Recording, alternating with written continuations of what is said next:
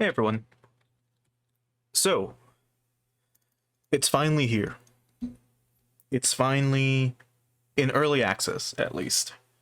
That being Tokyo Xtreme Racer for PC. Bro, I've been waiting for this game for ages. The last fucking game that we got for TXR, which is also known as a Shutoko Battle in Japan, or Shutoko Battle, was like the last game that we got was Import Tuner Challenge, if I recall. Let me double check. It was Import Tuner Challenge from the year 2006 or so, which is insane. It came out ages ago. Like they said in the announcement, they're like, oh, it's been 18 years since the last Tokyo Xtreme Racer game, and yeah, like an official console, like, you know, an official like great release, yeah, because we did technically get a TXR title for mobile. We've gotten a few of those. But those don't count. we don't count we don't count mobile games. So here's hoping that with this game finally being out, Genki, the company that makes these games, can, you know, finally release more titles, hopefully. Because my god, I fucking love Tokyo Xtreme Racer. Now, we're gonna be playing this game while listening to Eurobeat, so I will be having that on for a while. Actually, for the whole stream, we'll probably let a little bit of the music play. Like, I'll show off some of the tracks in the game at the start, and then we'll swap over to Eurobeat later on. Now, these streams will be on Kick only. I cannot stream this on Twitch, not because I can't stream it on Twitch, but because I can't stream while listening to Eurobeat on Twitch. Now, you're probably wondering again, like, why would you do that? Why would you stream with Eurobeat? Besides loving the genre, which we opened up with Yesterday by Cherry, which is a great classic song from 1996. The reason why we're not listening to the music for the most part is mainly because, well, as much as I love Tokyo Xtreme Racer, the music in the game will get very repetitive very quickly. They have about like three or four songs, and I think the games have boss music, like unique songs for each of the bosses.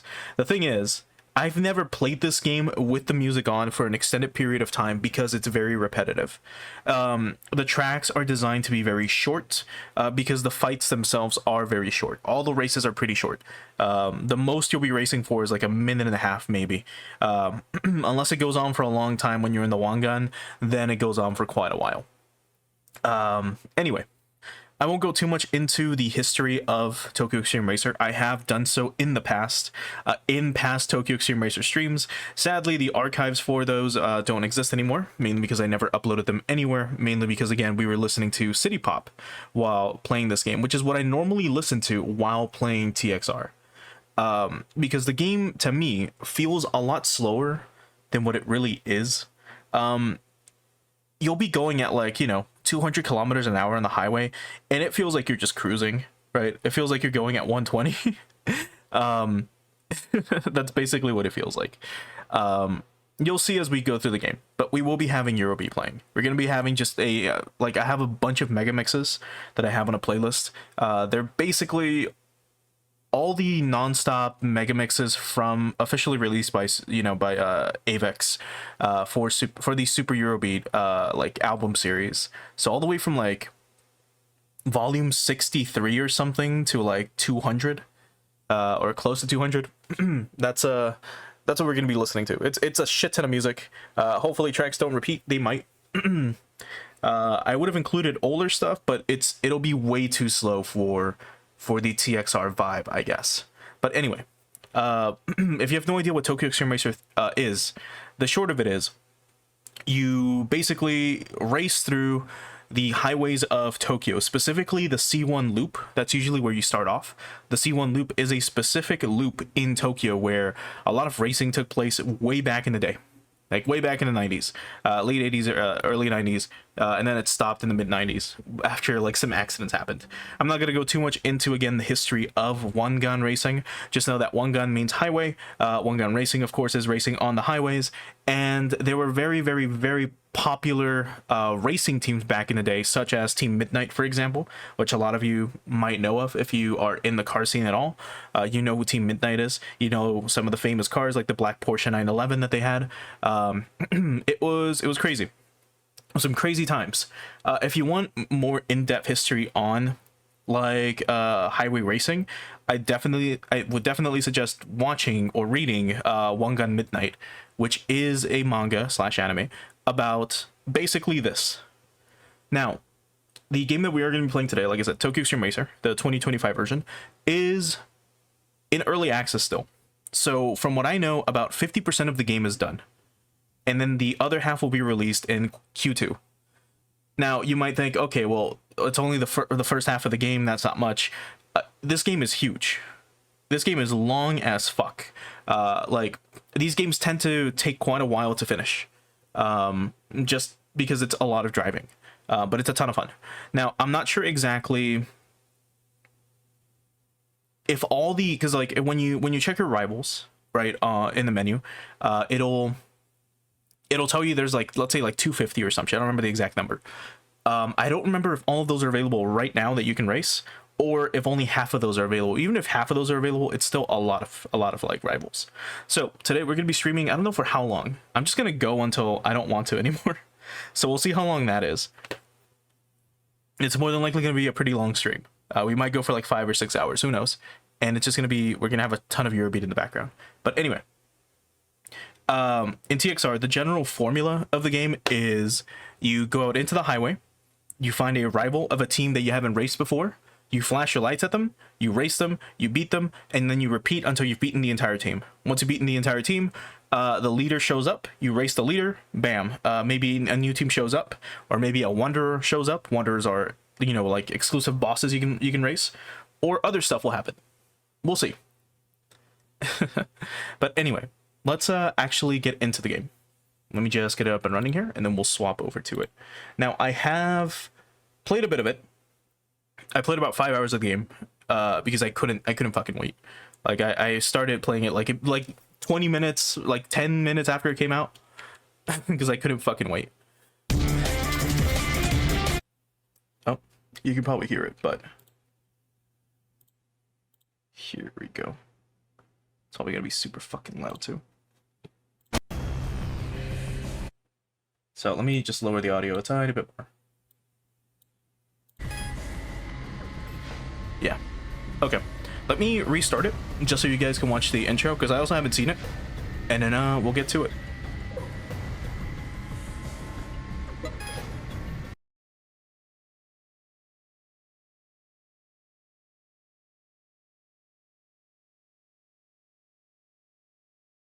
Okay.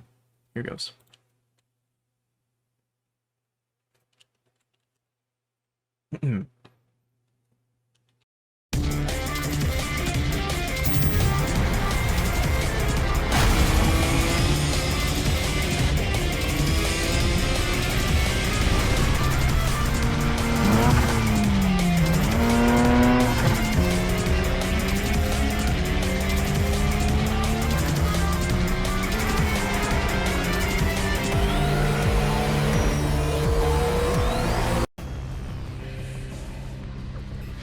Yeah, seems like that's it. It's a very short intro, which is crazy. But all right, let's get into it. We're gonna start a new game real quick.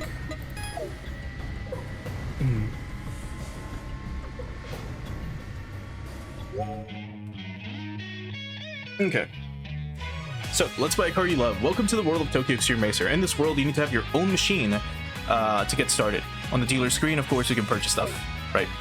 So, this is normal with TXR. You normally get a few brands to choose from. In earlier titles, you would not really have much of an option with like dealers, because they didn't have licensing rights until they actually finally got licensing rights. I believe this is probably like the least amount of options we have in a TXR title ever, I'm pretty sure. But then again, the car list isn't huge in this game, and I will show that off in a bit. So, from Suzuki, we do have the Swift, is it? Yeah, the Swift Sport, right? It's got 140 horsepower. It's okay. With Mazda, We do have the ND Miata, which again, also 131 horsepower. It's okay. And with Toyota, of all fucking things, the AE86, the Sprinter Treno, is what is available. This thing has 130 horsepower. So these are the options you get to start off with, which are not too bad if I'm honest. I mean, a Miata's fun, the Swift is okay, and I mean, why not? We'll do it for the meme. We'll get the AE86. Now, do note, this thing sucks for highway racing. As much as I love the AE86, it is not a good car for mountain racing. Sorry, for highway racing. It's great for mountain racing, not for driving on the highways, because this thing's top speed is like 100 kilometers an hour. You know, it's not that great. We can also change the number plate, and you have a few options over here. So we can make it backlit, which we will, and you can also make it a business car, which is really interesting. That's what it looks like when it's backlit. We're gonna go with this. Let me get the... I don't remember what the prefecture... It's Gunma, but I don't remember what the kanji for it is. One sec. Let me just get it here real quick. Because I kind of remember what the kanji looks like. Yeah, here we go. And I believe it was... let's see. I think it was here? It was one of these. I think it's this one. No. No. It was... Wait. It's got a very specific character in it. Where is it?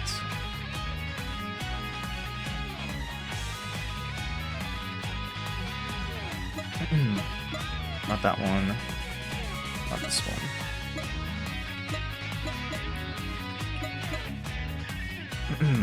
Give me a sec. I know I found it like immediately when I was playing this on my own a while ago. It's not those. Nope. And Gunma, if you don't know, is the prefecture where the car from Initial D, the A86, which is basically what we're going to be driving, is from. Now we want basically it's a character that's similar to this one. It's this one, but then that second letter looks more like a Y. So we're close. It's not this one. It's gonna take for fucking ever, isn't it? Oh, actually, here it is. Here's good enough. Right here. There we go. Okay. Alright, so as for numbers, it doesn't really matter. Nope. We'll go with, sorry. We'll go with this. We'll stick to 5. Doesn't really matter. And I do want this character to be... Where is it? Yeah. And we'll stick to that. Cool. Alright, we're gonna bite. Okay, so now we can use the route menu. So basically, you just press a button, it opens up a menu, and you can go, you know, from place to place. So we're at the dealer, we now have to go to the garage. So let's do that. Okay. So from here, you can basically go out. Like now. I'm gonna change tires real quick to soft. And then here's our stats. We don't have much. You are gonna see like attack and defense shit that's like kind of weird. And we don't have any other options now, so it's forcing us into the tutorial. So let's just go out and do it. So let's go out into the C1 loop. So we can either go into the C1 inner, which it wants us to do, or the C1 outer. And we can zoom in and out like this. And this is basically what we have unlocked at the, like this is the entire map for the most part now. So let's go in, and we're gonna be doing the C1 inner.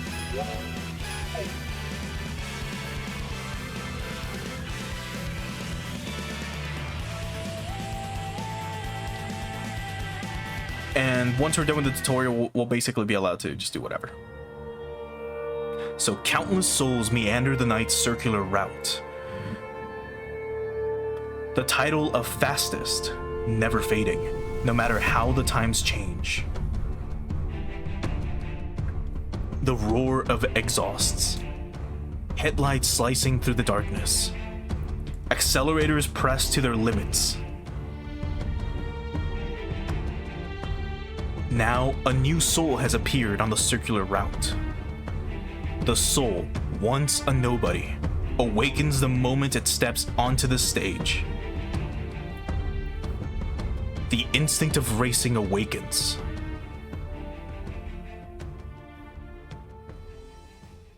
And it's just like Genki to give you an intro cutscene with text that doesn't make much sense. And some of it is mistranslated. But it's okay. They'll probably fix it by the time the the game actually goes out. Unless they don't, which would be fine too. Because it's just kind of charming. But alright. So, this is what the game looks like. It's a very, very, very beautiful looking game. Like, this looks incredible. This is probably the best looking Tokyo Xtreme Racer title out there. Which, is like, when you see how far this game has come, it's quite insane. But anyway, here's our first opponent, Timid Challenger, which we'll go ahead and flash. And now we can just race him. Now, normally I do prefer the, dash cam like here. So that's probably what we're going to be using for most of the game. But, I mean, I'll show off, like, what the game looks like a little bit. Like this, as you can see. It's a very, very, very beautiful title. It looks so good. Now, one thing to note as well is that this game doesn't have a replay feature, which is a little lame, because all the other titles before this did have a replay feature. I don't remember if Importune or Challenge had it. I'm pretty sure it did, but this game so far doesn't, and I hope they change that by the time it comes out, because my god, replays are so much fun.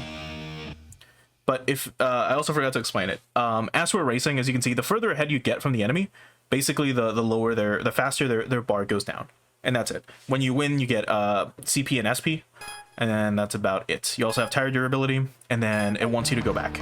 So whenever you race someone again, that little bar will just go down. The further ahead you get, the faster it goes down, and that's the whole point of these types of races.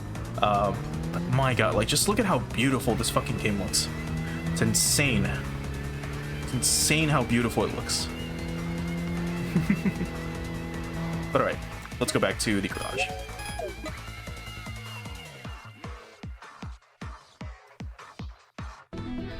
Okay, your first victory. While basking in the excitement and enjoyment of the night breeze at the parking area, a stranger appeared. A confident, strikingly posed, and lively woman. Good evening. Nice night, isn't it? It's your first time on the Shuto Expressway. Well, not bad at all. Oh, I haven't introduced myself yet. Around here, I'm known as a prominent street racer. They call me past what is it? It's like past 9 o'clock Cinderella, or as she's been, like, her name changes in every single game. They can never, like, you can never get a consistent name for this racer. So it's either past midnight Cinderella, past 12 o'clock Cinderella. Her name changes, and in here it's Cinderella past midnight. I actually watched your battle earlier, and it made me want to meet you in person, so I chased you all the way to this parking area. Your driving, to be honest, is still quite raw, but you have a certain spark others lack. I believe that battles between street racers are a form of communication. You'll meet many racers here, through dozens, even hundreds of battles. Who will you meet, what will you feel, and how far can you go? Don't you think it's thrilling? Why do we race? That's a question every street racer keeps deep in their heart. When you find that answer, I want to hear it on the course, through a battle, of course. And when that time comes, I won't hold back. The woman, a street racer, Cinderella past midnight, said these words, and turned to climb into her machine, a vibrant yellow car, even striking in the night, effortlessly, holy shit, slides through the Shuto Expressway as it sped away. Why do I race? As you ask yourself that question, it almost feels like you can hear the breath of a demon that haunts the Shuto Expressway. Okay. And now we have a bad name. I don't remember what BAD stood for, but this is basically your title. You don't get to pick a name, right? Like, you don't name your character. You're just given a title, and that's what people know you as. So we're going to be Gunma's beginner. And that's it. All right. And now we can finally start doing stuff. So let's look at perks real quick.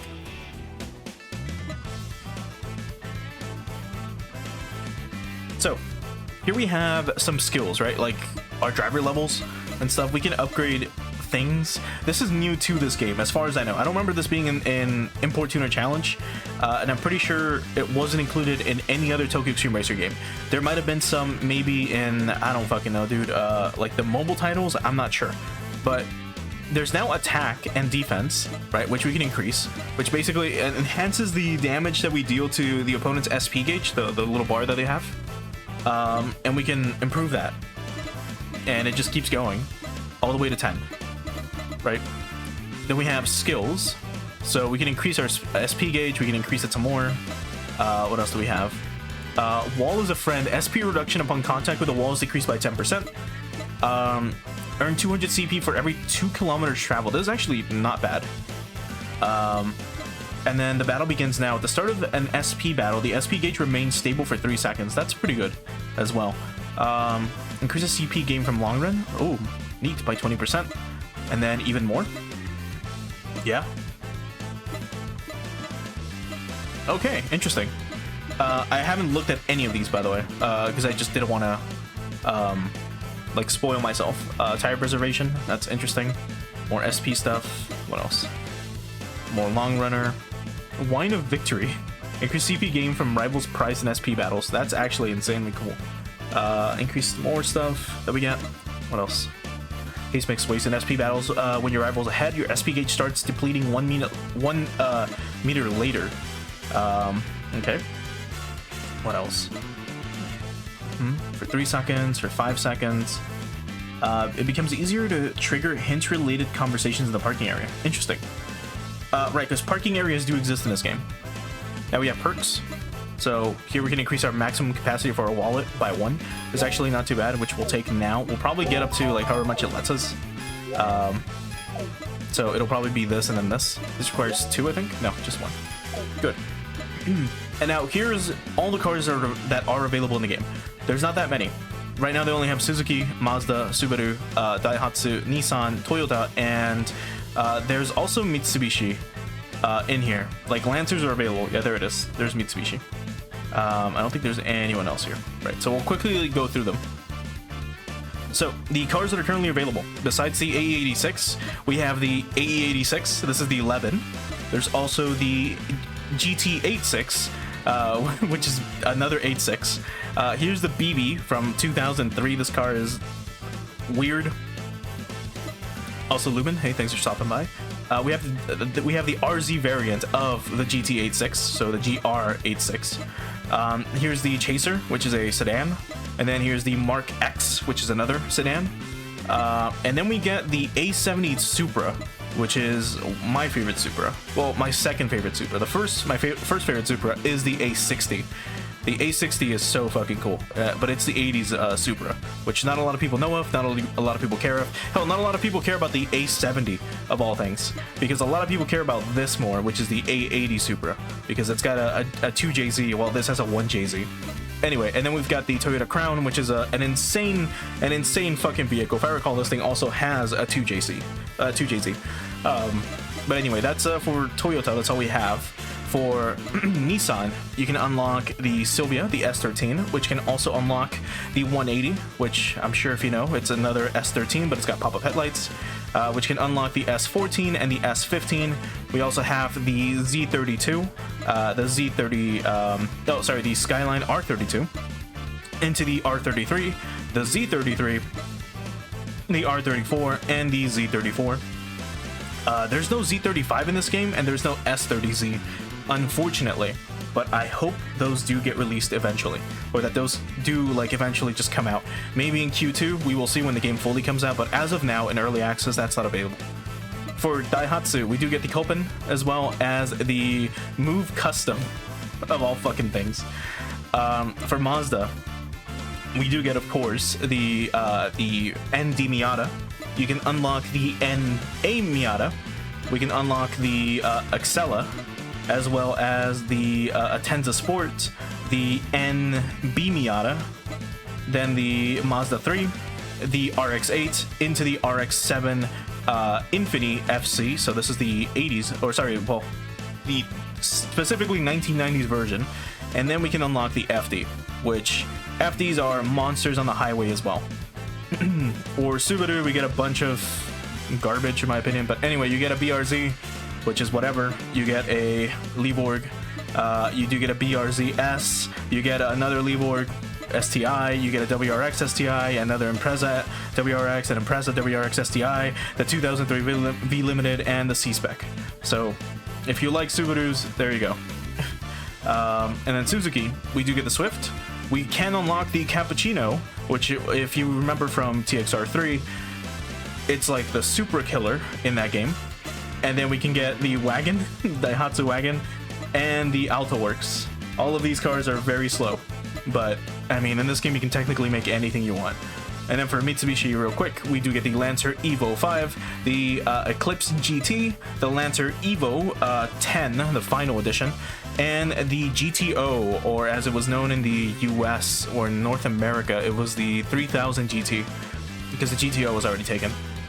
As for tuning, you can unlock new parts as well. This is how you unlock them. Normally in TXR, you're given the parts. Like, as you defeat certain teams, parts get unlocked. Here, you actually have to unlock them yourself. So you're kind of stuck with all these options. And I believe this won't be unlocked until you beat like the first major boss, which is kind of insane.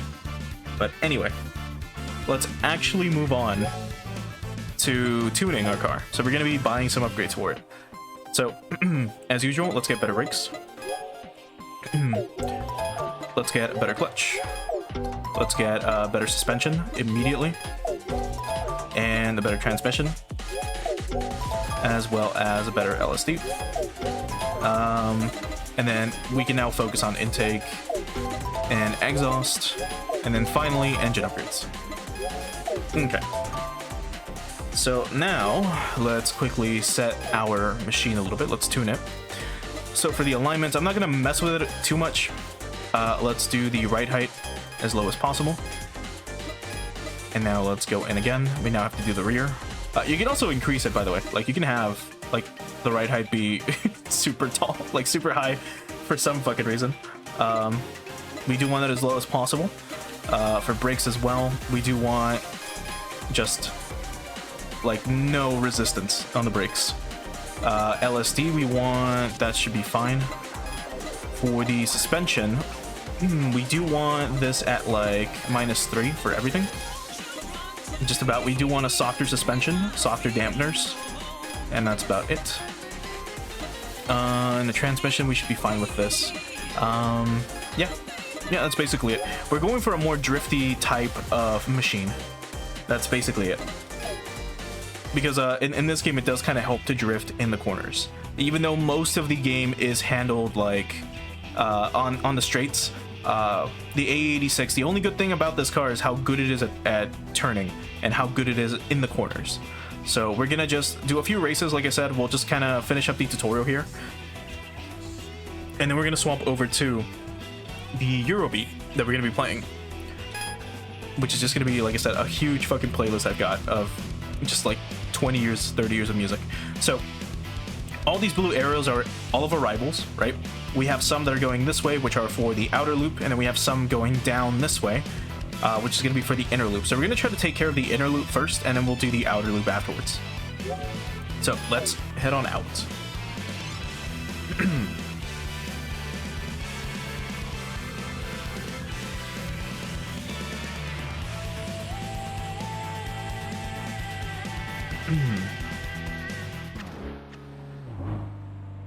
Okay.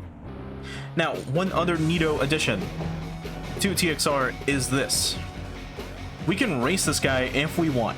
They're called the Nameless One. That's what all of the, all of the drivers that are, just regular people on the highway, that's what they're called. They're called the Nameless One. So we can race this 180 if we want right now. But we're not going to do that because our next rival is pretty close. But we'll be doing that afterwards. So we'll swap the camera, like I said, around a little bit.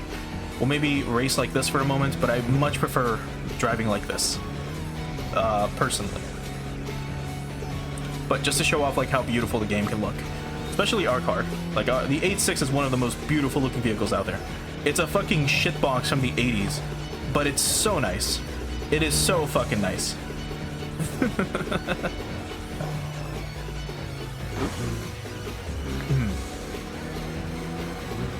Also, there's no penalties for crashing or anything like that, so you should be fine. Except when you're racing. When you're racing, of course, there's going to be a penalty.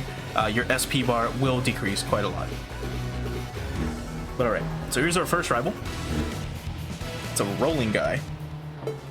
It's rolling guy number 2.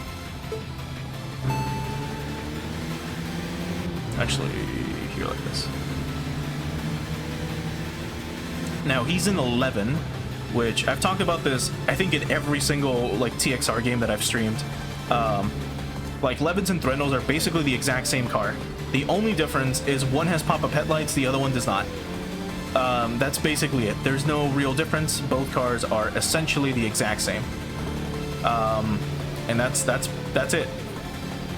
That's all you really need to know about the 11 and Threno, like, debacle.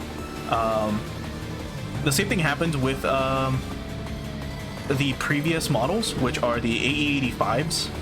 They also had 11 and Threno variant. And yeah, that's it. We've won.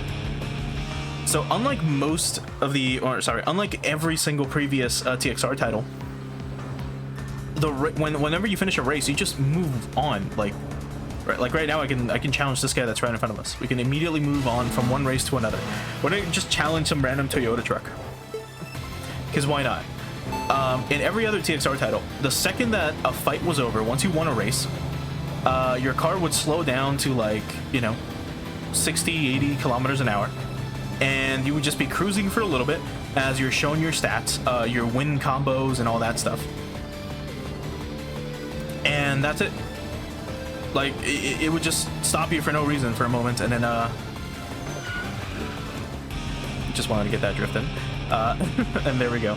But like I said, here you can just do whatever. Instead of it doing this, and then you just cruising like this for a little bit, as it shows you, like, here's how much you've won, here's your current combo meter, and then it asks you if you want to continue or if you want to go back to your garage. So it's really cool that they've implemented this. Now, I believe if we go off of, like, Import Tuner Challenge, I don't remember the Japanese name for that game, but jeez, this guy. That game came out in 2007. I believe this game is set 3 years after it. We'll probably get confirmation later on when someone mentions, I don't know, some shit. When we meet one of the, like, bosses or something from the previous titles, we'll see. We'll more than likely see. I don't know how this guy's getting ahead of us, but maybe because he forced us into a fucking wall. Let's hop over to this view for a moment.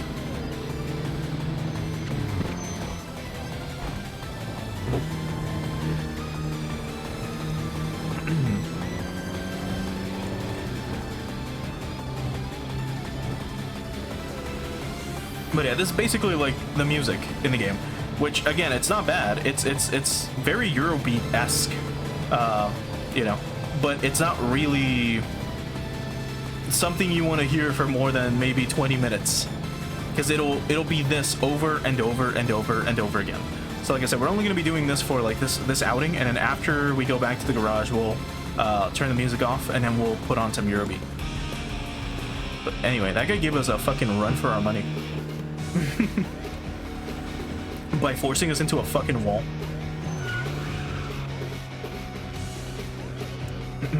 And also, like I've mentioned before, in highway racing, you do not want to drift. Since this is an arcade title, it doesn't matter. But in actual, like, one-gun racing, drifting was not something that was done, as far as I know. You want it to be going at 350 kilometers an hour as much as possible, while leaving your opponent behind. That's basically what you wanted to do. And also, unlike the other, like, previous TXR titles, you cannot, like, cheese getting ahead of, like, your opponent. Let me swap over to this so I can kind of see a little better, specifically in front of us. so I can pass him. Because before, in earlier titles, you could, let's say I could flash this guy, and then like when the race would start, I would move on ahead of him, and I would get a head start, basically. In this game, that doesn't happen. Oh. That was a long-ass drift.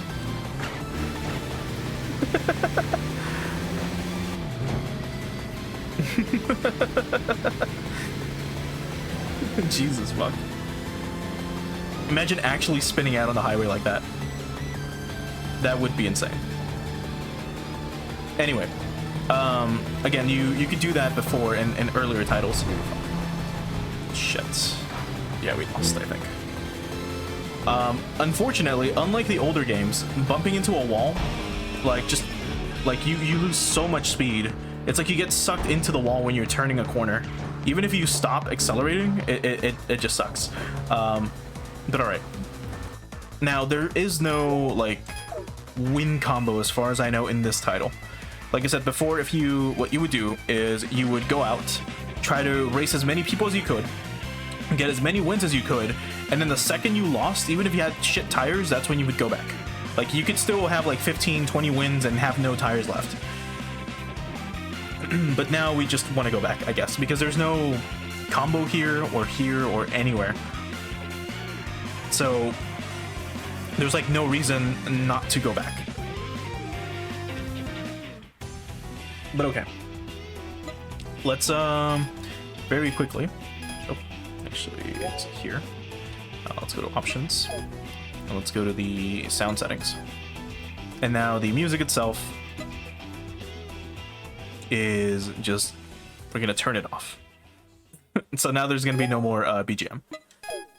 So what we're gonna do now is, like usual, actually for those of you on Kick, if you've never seen any of my streams on Twitch or back when I would do this, we're gonna have basically on the bottom right hand corner, we're gonna have just like OBS capture like my Winamp window, and the songs that are gonna be playing through there. Like, you'll see them on the bottom right.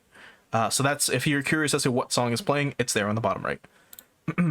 So what do we open up with, actually? Because there's so many fucking songs here.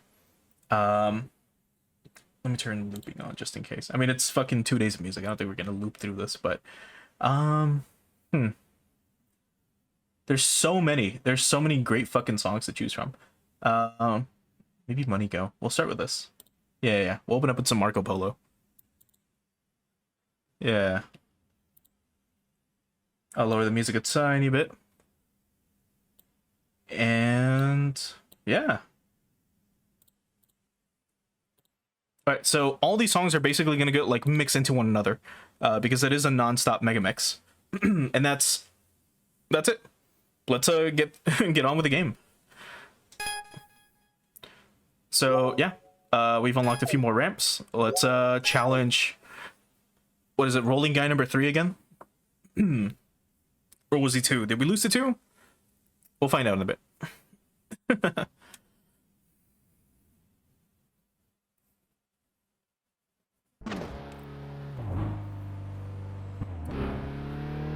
Okay. I do want to quickly do that. There we go. Is he behind? No, he's ahead of us. Okay. But yeah, as you can see, like, as much as I love Eurobeat, this game is a lot better with City Pop. Mainly because of how slow paced like this driving is. Like, we're going at 150 kilometers right now and it doesn't feel like it. You know, it feels like we're fucking cruising at, you know, less, like 80, 100 maybe.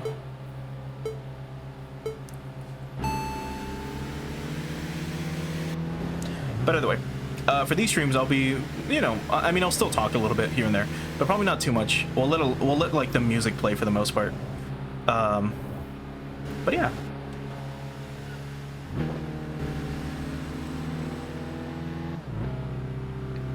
Also, I guess a few other things. You get like a bonus SP or CP, sorry, by doing stuff, obviously, right? So like having a near miss, will like, or this, like we did a reversal attack, which is when their SP bar starts to decrease after yours started to decrease. So if they were ahead of you, if the opponent was ahead of you, and then you just managed to like catch up to them after your bar started to decrease, you get bonus points for it. If you remember playing, what was it called? Need for Speed Underground 2. Whenever you would have a near miss with someone, let's see if I can do it here. Nope. But it's kind of when you like lean over to another car, kind of like, no, not like that. To refill like your nitrous gauge, if you recall.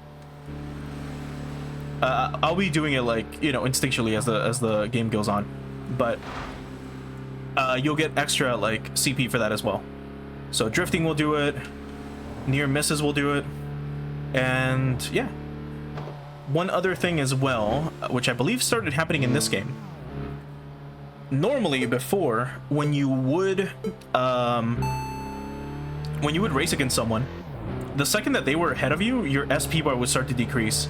In this game, I believe they changed it so that after a few seconds, if you're both within like a specific range of each other, like, you know, if he's a little bit ahead of me, if he's a little bit behind me, like now, yeah, there we go. Now I got the first attack because I got, you know, far away enough.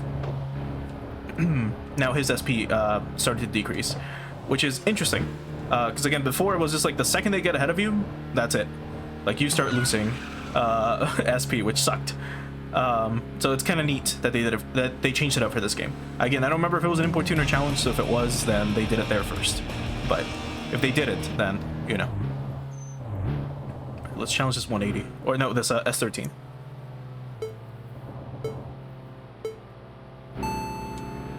Son of a bitch. They also improved the AI quite a bit. So they got better at blocking, which is annoying. I mean, it's good, right? From a gameplay perspective, but it fucking sucks sometimes. You'll have like a dude fucking like slam you against the wall, and then you know, you'll be losing SP and they won't be.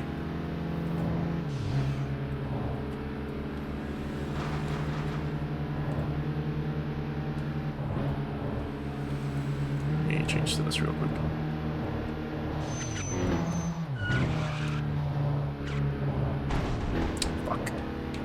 We lose so much speed when that happens.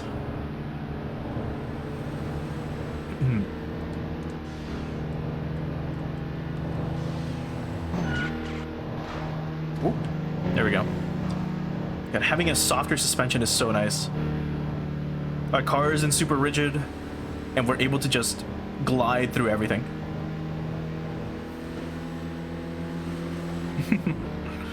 You might be able to recognize some of the cars on the road as well. Some of those will be available to unlock, like the RX-8, for example. We passed one a while back. Some of these others cannot be unlocked. Such as like we'll probably see a Daihatsu midget at some point. Or sorry, not a midget. What were they called? It was a Daihatsu truck. Let's see if we can find one. It's not this. This is a fucking. This is a BB. This might be too fast. As stupid as the car looks.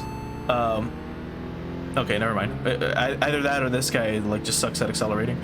But the BB, it was such a weird car that Toyota tried making.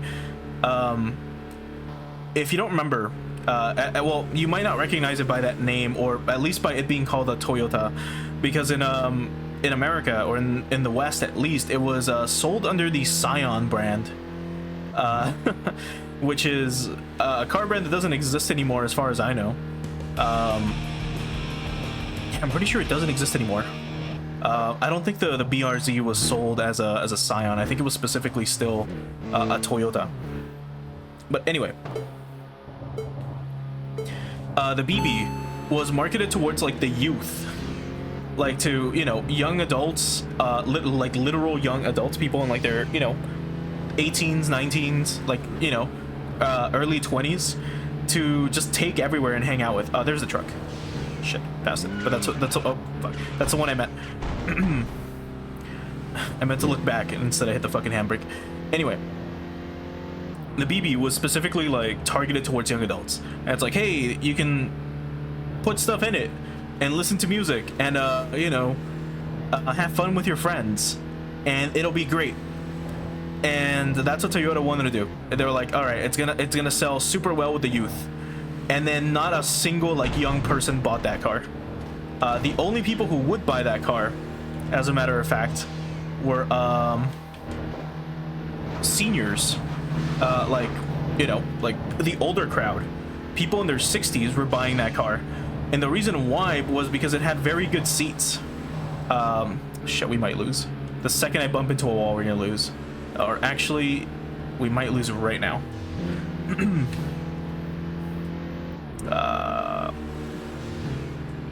Or not. We'll see. I mean, I'm gonna bump into... Yep, here we go.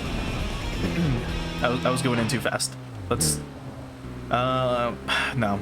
The race would go on too long.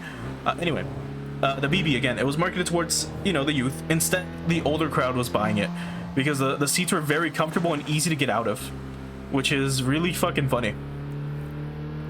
How it just flopped in terms of marketing to the right crowd. Instead, you had grandparents buying them. And it just did incredibly well in that regard. Which is so fucking funny. Apparently the seats were just very nice and comfortable. They weren't super deep, and they were easy just to like get out of, which is what apparently happens when you get older. Apparently it's really hard to get up.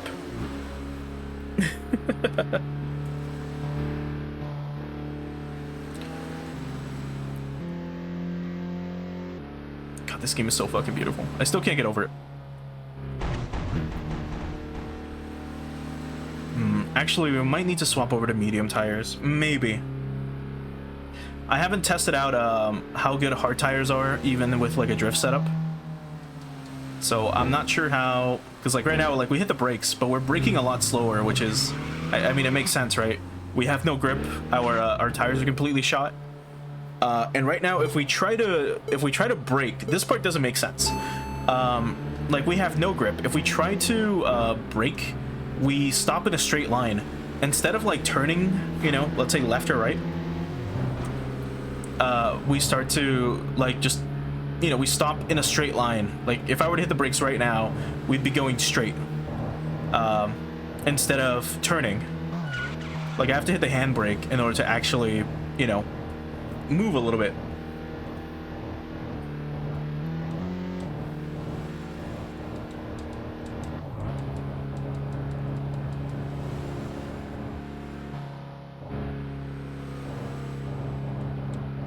This is Virginelle, I think, right?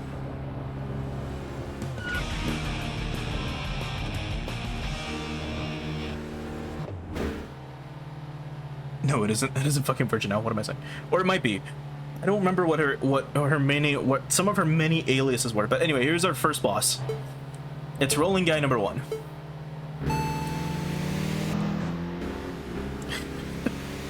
Immediately tries to pass us. Anyway, rolling guy number 1, classic TXR boss. Dude is still around, which is interesting. Oh, that was so nice. But then he passed us because of it.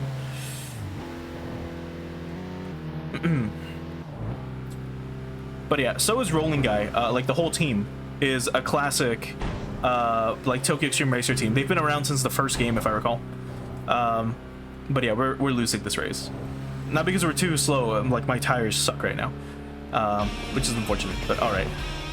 Let's go back.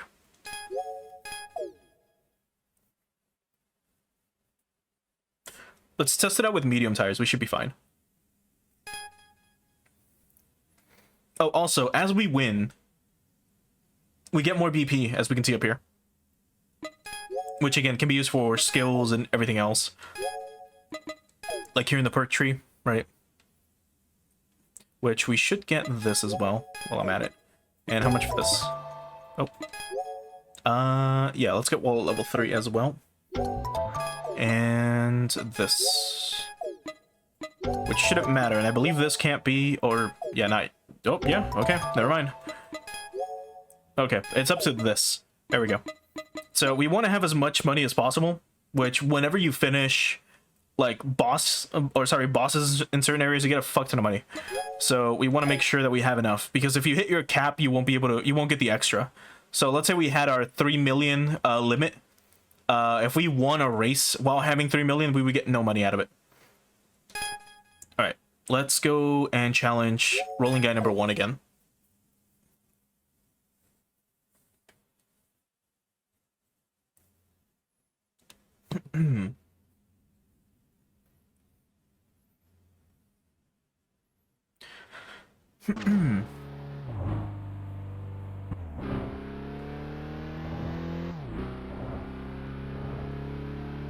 God, this is so nice.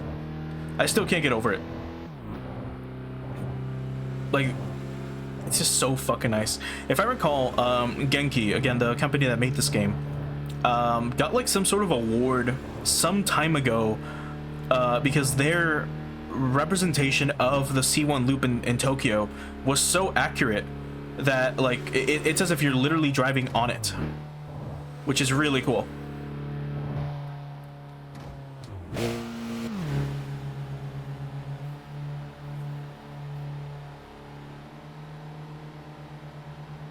All right, but here we go.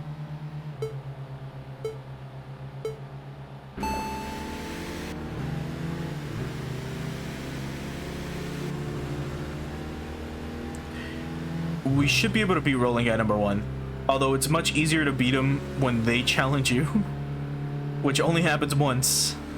So let's try to catch up to him, and then here we should be able to pass him. Yeah, like that. And a reversal attack, which is even better. And now we should be we should be pretty far ahead. Like, there's no way he's catching up to us now, unless I do something stupid. But there we go.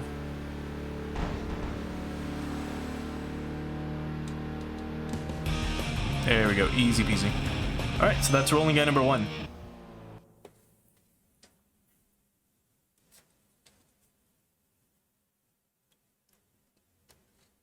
And rolling guy as a whole, like the whole team. So after finishing the battle and taking a breather at the parking area, 2 AA86 entered together. 2 men stepped out of their machines and started speaking to you. Hey, you're the street racer from that battle earlier, right? We're rolling guy. As you can see, we're a team of AA86 drivers. We've been around on the Shuto Expressway for a long time, so we made a bit of a name for ourselves. Actually, let me do this so it doesn't talk over me too much. Anyway. No, it's not just a name. By now, we should have the skills to back it up. We thought we were doing... we were done being stepping stones for new racers, but here we are. Damn, losing to a rookie like this. Leader, you went to the trouble of perfecting your car, but you've been tweaking it all over again lately, right? Maybe you should have left it as it was. What are you saying? You're still a rookie yourself. Jeez, all that acting all tough all of a sudden. Listen. If you want to keep running on the Shuto Expressway, throw away any sweet ideas about leaving things as they are. Even if you think you've reached the top at some point, if you grow complacent, you'll be falling before you know it. That's the rise and fall of things.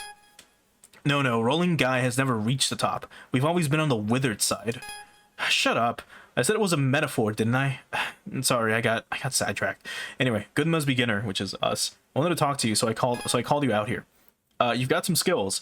We may have shown a pitiful display, but the AA86 driver I respect the most wants to battle you. Rolling Master, the former leader of Rolling Guy number 1. So, yeah, Rolling Master used to be the leader of Rolling Guy up until, I believe, Tokyo Xtreme Racer 2. And then in 3, he became a wanderer. The pulse of a new soul. It resonates and responds to the old souls. The predecessors who welcome challengers. And the challengers who inherit their will. New and old souls meet, clash, and eventually blend into a rhythm.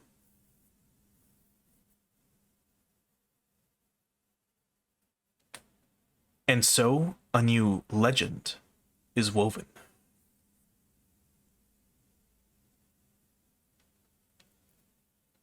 Episode, Rebirth of the Legend. I don't know how many episodes are in this game, or available at the moment, but... But alright, that was Rolling Guy number 1.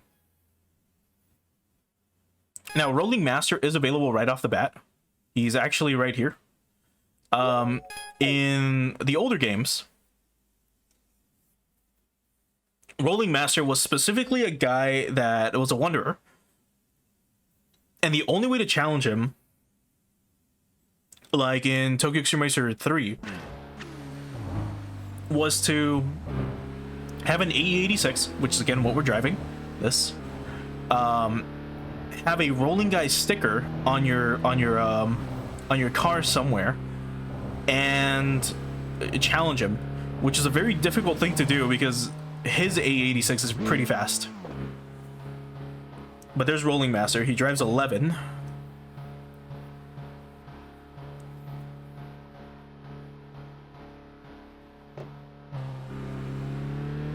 And there's his logo.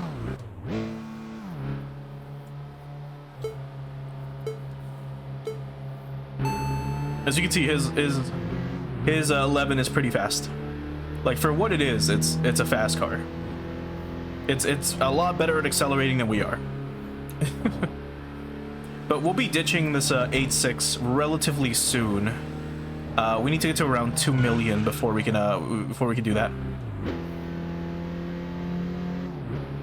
So we'll get there.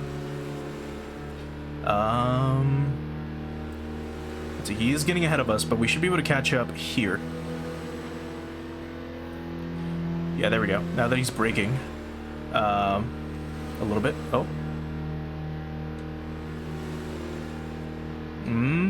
Shit. Let's do it again.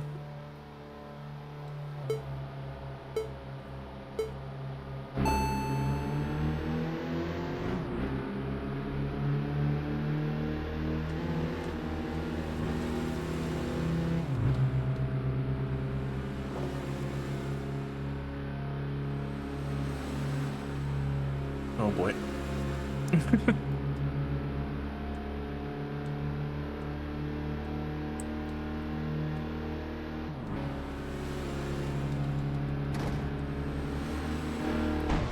Ooh.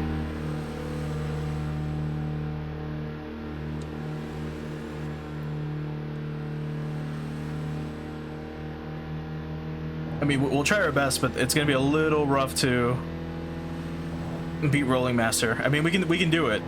Once we get ahead of him, we'll be fine. So it should happen soon. We just need to get ahead of him. And so long as I don't hit a wall after this, like there, now I gotta beat him. I gotta drive so fucking carefully.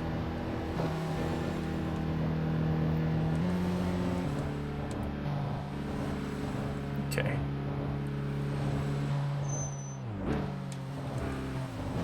I'll play it super safe. There we go. All right, that wasn't too bad. That was a very, very, very close race.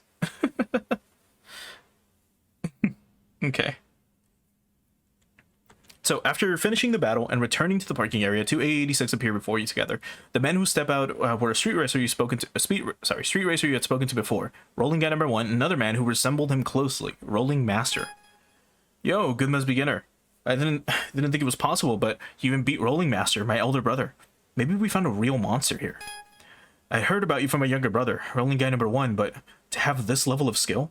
It's been about 4 years since a rookie on the Shuto Expressway gave me this kind of chill. Yeah, 4 years. Yeah, so assuming Import Tuner Challenge was the last game, this game is set in 2010. Maybe. Or they're just, saying that, the last time someone actually, gave him like a run for his money was 4 years ago, and it just, wasn't an actual mainline title. It could have been the mobile release, I don't remember. We'll see. This is getting interesting. More street racers are always welcome. We might just witness the birth of a new legend. A new legend? In response to Rolling Master's words, you felt your soul tremble. The soul of a street racer lying dormant within you. Alright. We got a lot of money for that. We're up to 1 mil, but that's still not enough. So back to our perks. And now let's go to the machine tree. And let's go ahead and unlock the A86. And then unlock the GT86. Oh wait, how much? I need 3. Okay, we'll get there. So we just need to beat like 3 dudes and then we'll get there. And then these 2 we might not be able to unlock right now. But we are going to be going for the GT86. I don't think there's any... Oh, wait, hold on. Was there anything else here? Oh, yeah, we can increase our body to make it, you know, more rigid. There we go. And then tires, I mean, this increases our grip, which, I don't want. We want less grip, but, I mean, we'll test it out. We'll see what it's like. I don't think we can tune that at all. Also, I guess we can show this off. So there is, of course, customization, right? For this game. We can change a bunch of stuff. So if we go to the bonnet, which is the hood, we got normal hood, another one, this one, and then just this. I wish we could have, like, just a normal hood, but with carbon fiber. That would have been great. Let's look at the front bumper. So it's just a normal one, or this, or this. Wait, hold on. There we go. They're something. Or this one, which is... it's something. Let's look at the side skirts real quick. So we've got this, this, and this, which we can barely see, by the way. Mainly because of the panda color scheme, but you can kind of make it out right there a little bit.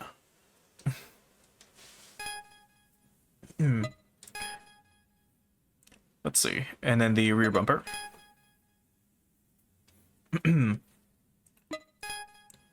So here it's extended from the stock one. Got this, and we've got this, which looks really fucking weird.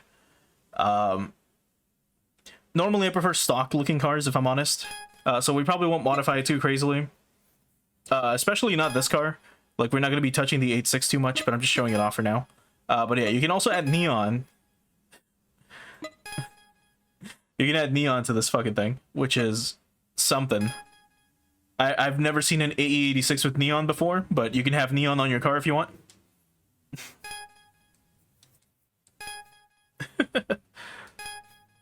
As for calipers, there's quite a few. Same thing for the front and rear. There's 4-pot, 6-pot, 8, or twin. And that's about it. Same for the rear. Rotors as well. Whether they're drilled or not. So iron drilled, iron slotted, which you can barely see. Ceramic carbon, or drilled or slotted. Not sure if those actually do anything. I'm pretty sure it's just a visual in this game. And then we can change the wheels as well. There's quite a few for like what's been revealed. There's no Watanabes in this, which sucks. It'd be cool to have Watanabes on the A86. But anyway, we can have these or these. You know, some Zegans, some BBSs as well. Classic wheels. NK, of course. Classic NKs. Like RPFs and stuff. Fabulous. Some Nito ones. Hot stuff as well. I don't remember this brand. But they're probably from like the mid-2000s. Here's some mid wheels. Some Rays. These are also classics. Especially the Volks. These. Classic wheels overall. SR as well. Yeah, the Reines. Welds. Or sorry, Weds. Classic Sports. What else? Work, of course. And the Meisters. Meisters are so fucking nice looking. Like, I love these wheels. And then Yokohama, because why not? But alright, like I said, for the 8.6, we're not going to be touching this too much. Because we're eventually going to sell it. There's also liveries. So, you can, like, change the body color, right? To whatever color you want. You can either choose one from here, or have a wheel which is crazy. So if you want like literally any color out there, you can have it. There's also vinyls we can add. And there is a ton. I'm not going to show like too much here, just a little bit, but there's so much. Like we can add an emblem if we want. If we want rolling guy. If we want an animal there, or animal related stuff. Like a dragon. Like they added a lot of like classic like stuff that you would normally, I guess, not put on a car in today's day and age. Normally all this stuff is like what you would see in 2006. But you get the idea, right? There's camouflage, because of course, like, it's funny because it's only like half of it as well. If you want a leopard print on your AE86 of all fucking things. Is that giraffe patterns? Yeah, those are giraffe patterns. Oh god, some of this is so gaudy. Anyway, what else? Got like just generic racing stuff. Just flags. Anyway, you get the idea. Speaking of, there wasn't a spoiler for this, right? We go to Arrow again. Rear spoiler. Yeah, I think I skipped this completely. So we have the stock spoiler. We have this, and this. In my opinion, these would be abominations on an AE86 or on a hatchback of all things. Like that type of spoiler. God, no thanks. For a car that's this blocky, I would no. God no. Especially this. Something like this is so fucking dumb looking. Again, in my opinion. It'll look better on like a, you know, on an RX-7 or something, but not on an 8.6. The little duck bill that it has is fine. Anyway, let's go out. Let me test out hard tires actually. See if this changes anything in terms of like grip. All right, any more on the inner loop? Yes, there's one here. And that's it. All right, let's race them real quick. Oh.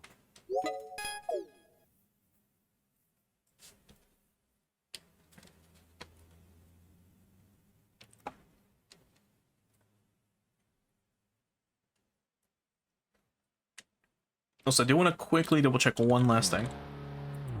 And that's just to make sure that I really am not streaming on Twitch. Which I am not. Good. Just wanted to make sure, because I've never done a like a single stream through Restream on one platform before. So this is the first time we're streaming exclusively on Kick.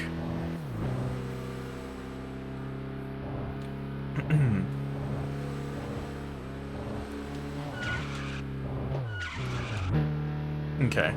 So it seems like, I mean, the tires are kind of okay, especially with the new grip that we got since we did get the fucking upgrade. So here's hoping that doesn't get in the way. Is it Manuel? Yeah, it is. I actually fucking hate this guy. I hate his song so much. But he's unfortunately very popular in the Eurobeat crowd. So I will be skipping his songs. Sorry about that. So no gas tonight.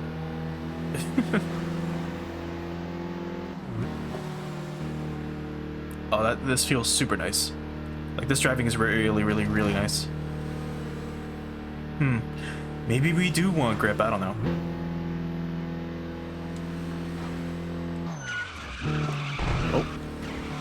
Oh, that drift was a little too hard. And by a little, I mean very hard. The fuck off my ass, dude. God damn it. Now we're gonna get past.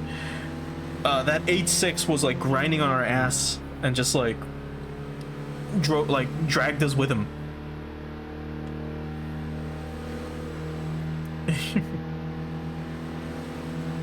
Nope. Alright, we gotta be careful here because they might crash. Like, there's a pretty good chance that either they or we will crash due to those splitters or those dividers or whatever. Okay, let's see if the ramp to go to the right has been unlocked. If it hasn't, we now have to do the outer loop. But I'm pretty sure it hasn't been unlocked yet.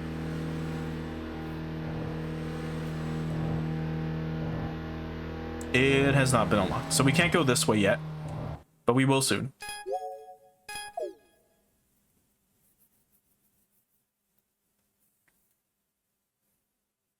Okay. Let's go back out. And let's do it from here.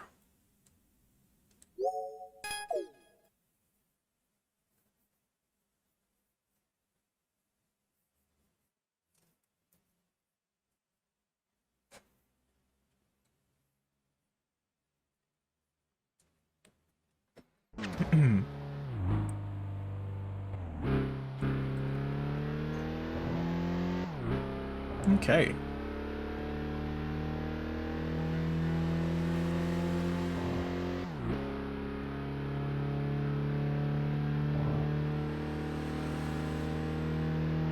So we still got people from Challenger to take out. And then once we're done with the outer loop, that should be like the first little area that's done. And then we can move on to, I think, the whole map. It's been a bit.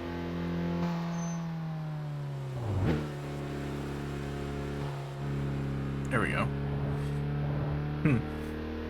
Yeah, I guess having grip is just better for taking corners. Who would have thought?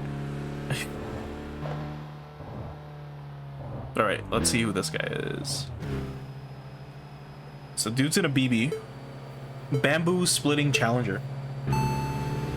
Oh, that wing is so fucking stupid. How do you even open, like, your trunk?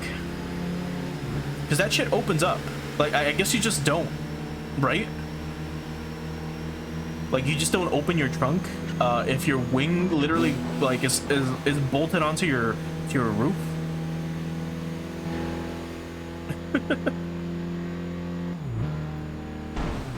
Oh, also, seems like a boss is right, or is on the track right now. If you look at that arrow on the bottom left, the arrow that has another, like, little arrow inside of it, that's an arrow for a boss. Oh, that drift was so nice.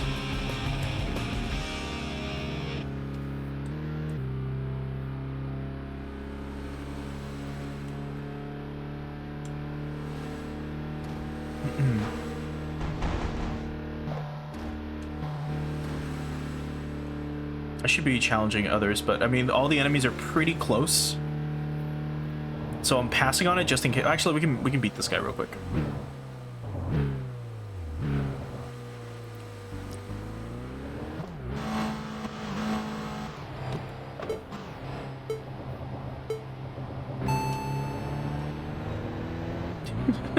Just challenge a fucking truck in the middle of the, like, in the middle of the highway to a race.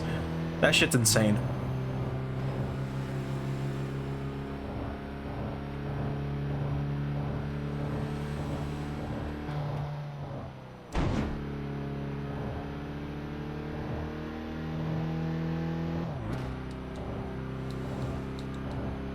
There we go. I also need to check our settings. I had the rear view mirror enabled, but for some reason it's like disabled right now. So let me check. I believe that's also our rival. Let me check our options real quick. Should be somewhere here. Rear view mirror. Yeah, it's enabled, but it's not showing. But maybe doing it like this. There it is.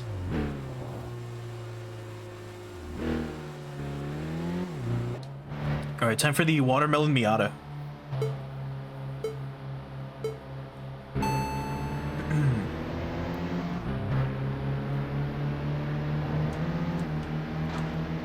Look at this guy. Ah. We'll be fine. Even if it's an NA Miata, it shouldn't be that much faster.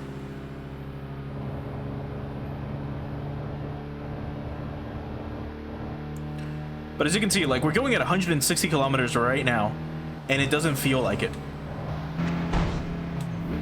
It really doesn't feel like we're going at 160, which is unfortunate. That's one of the only, I guess, negative things about this game, right? But I mean, even on the highway, I guess, if you're driving normally, if you're going fast, it doesn't really feel like you're going fast, if that makes sense. You know, like most people drive at, like, you know, anywhere from 80 to 120 to maybe 150 kilometers an hour, right? Depending on where you are or where you're at. Oh.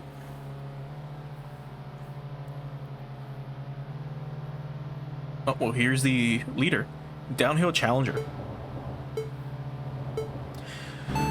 The sad thing is, there's another rival right in front of us. And, well, see, our rearview mirror, like, was disabled again. Alright, well, that's fine. I'll just have to keep an eye out constantly. Unless this guy... no, he wasn't. No, the blue arrow is right behind us. So we're gonna have to wait for them in a little bit. Assuming this doesn't trigger a cutscene and we're taken to a parking lot.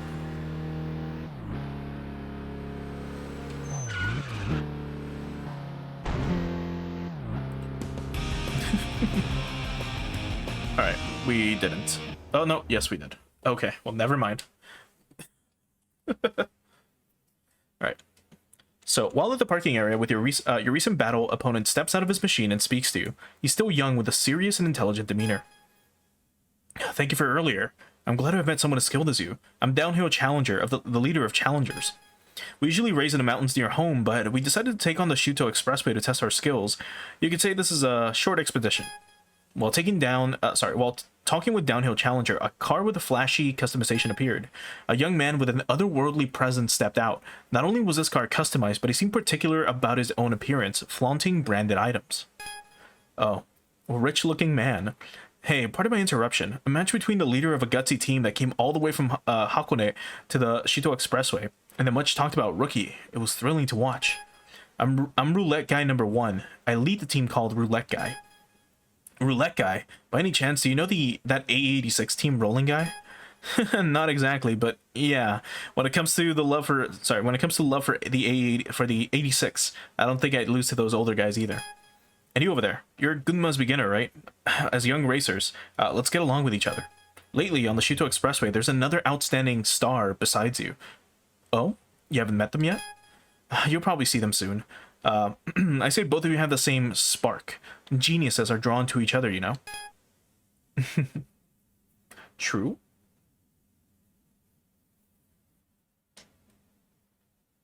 Alright. Actually, here, give me like 1 minute. Oh, well, I guess we'll do it after this.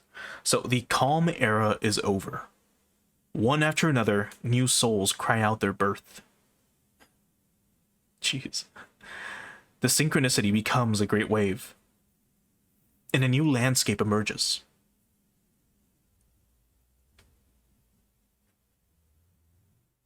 Captured by the mystique of the Shuto Expressway, these new souls are drawn together, seeking answers. So fucking dramatic. And then, a single light shines brighter than any other. It is the light of a soul, emitted only by those who tread into the abyss.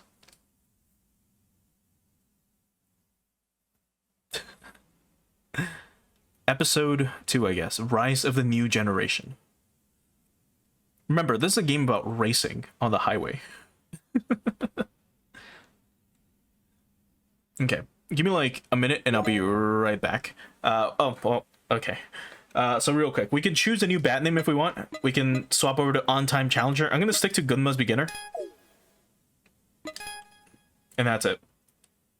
You'll get a new option every now and again to choose a new bat name. But like I said, I will be right back. Give me like a minute. So we've got 4 BP. Let's quickly go to our perk tree. And let's go to machine. And let's unlock the 8.6. Okay. So now if we go to the dealer here, if we go to Toyota, we have unlocked the 11. So this is, again, it's the A86. It's the exact same car. It's essentially the exact same car. As you can see, the main difference is this has fixed headlights instead of pop-up headlights like the A86 does. Or, well, like the Treno does. And then, of course, their names. Treno is Italian for thunder. Levin is Italian for lightning. And then we have this, which is the GT86. This is a weird thing. Its purpose was to make a modern car designed for people who love driving. So, from what I've heard, it is a phenomenal car to drive. It is an amazing vehicle to drive. It's very responsive. It is, like, near perfect. Like, when it comes to driving. It's not fast. It's got 200 horsepower flat. The weird thing about it is that it was made in collaboration with Subaru. So, it has a boxer engine. So, it's got a flat engine, which I fucking hate. I don't like boxer engines. If you look there on the engine type on the top right, we've got manufacturer drivetrain FR, so it's front engine rear wheel drive, and then we have the engine type, which is an F4. So it's a flat 4 engine, which is not great. They're also not very reliable, and they're prone to having head gasket issues, like every fucking Subaru out there, which is why you don't buy one. If you look at all these, there's an inline 4. Same thing here. And this has a fucking boxer engine. But we're going to be driving this. We're going to be saving up to get it, and then we'll drive that. We can also, if we want, we can get this. We can get Rolling Guy number 1. You can get his car, which is interesting. It's super decked out. Or we can get Rolling Masters, which is somehow slower, but I guess it just has better acceleration. And I'm not sure if this game handles it the same way, but in every other previous Tokyo Xtreme Racer title, you could not modify the custom vehicles.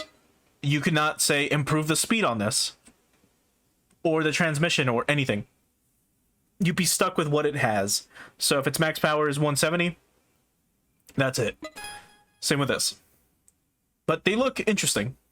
They're very interesting vehicles for sure. They started giving, like I said, the bosses like very unique cars. Like in TXR 1, 2, and 3, like they still had unique vehicles, but they weren't like this decked out with like liveries everywhere and, you know, all this shit. They were a lot more quote unquote tasteful, let's say. But anyway, let's go back to our garage and let's go out. And let's keep going through the outer loop. So, actually, there is this dude. Oh, that is the boss, actually. You know what, let's take care of the outer loop first, and then we'll challenge whoever this guy is. You can see by the arrow type that he's a boss, as it's like split. So it's someone else.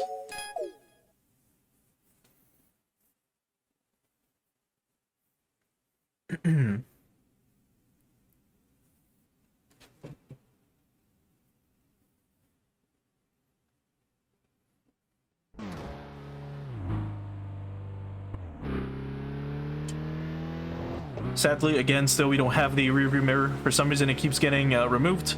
But again, the game is in early access, so I mean, I'll cut it some slack. We don't really need it, but it kind of helps.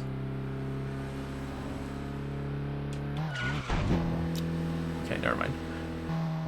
Oh. Okay, now we're racing against Departures, right? Yeah, that's her name. So, Departures is another super classic Tokyo Xtreme Racer group. Fuck. They've been in the series since the first game, if I recall. Yeah, no, we're not winning. He pushed us into the... What the hell are you doing, man? The fuck was that? That dude kept pushing into us. Alright, I'm just gonna hit the brakes. That was fucking terrible, dude. We got pushed into a fucking wall and then that's it. It's so fucking lame. Alright. Let's see if he crashes this time. On his own. Or if he's gonna try to, like, force us to, or into the wall, I mean.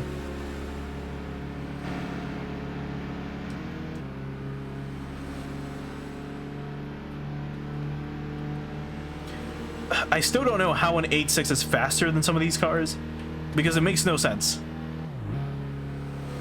Like, this is a shitbox again from the 80s. Like, it makes no sense for us to be this fast. But oh well, I'm not gonna complain, I guess. It's just crazy that it happens. But then again, these are also like the first rivals, so they're gonna be easier, right? Once we get to like the second half, like this car is not gonna cut it. Like we're gonna need like 200 PS, like minimum. You know, so just 200 horsepower minimum.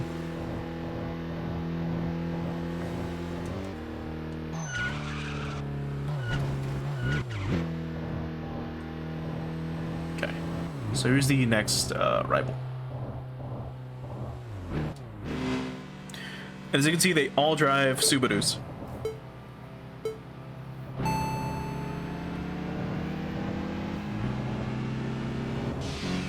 Oh, there's a cappuccino actually, right there. That little red car was a Suzuki cappuccino. I wonder how good they are in this game. Because again, in Tokyo Xtreme Racer 3, you could do engine swaps, and if you shoved an inline 6 into the cappuccino, that thing was incredibly fast. It was outrageously fast.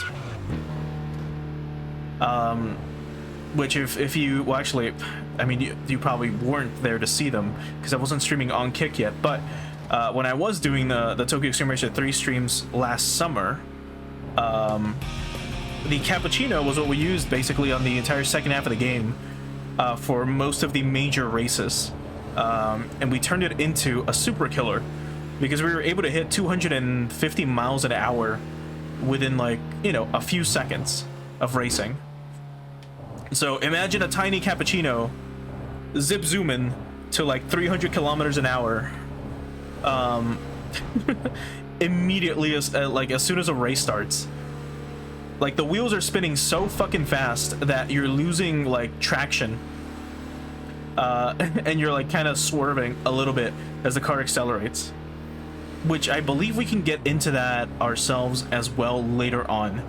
Like I know this game has nitrous in it for some reason. There's NO2, and there's fucking overdrive, which I assume overdrive is the switch that you flick on. I should be challenging people. Hold on, what am I doing? I believe it's a switch you can flick on to just have the turbo pump out a fuck ton of power. So I hope that's what it actually does. I don't know what it does in this game, or what it's called, or if that, maybe that was the name of it in TXR3, and I just never knew. I should check the manual. Like I have it behind me somewhere, so I can just check it if I want, but.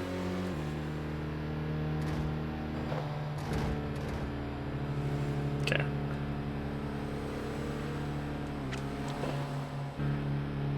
Now this is a slightly harder challenger, because like that dude's driving a pretty good like Toyota.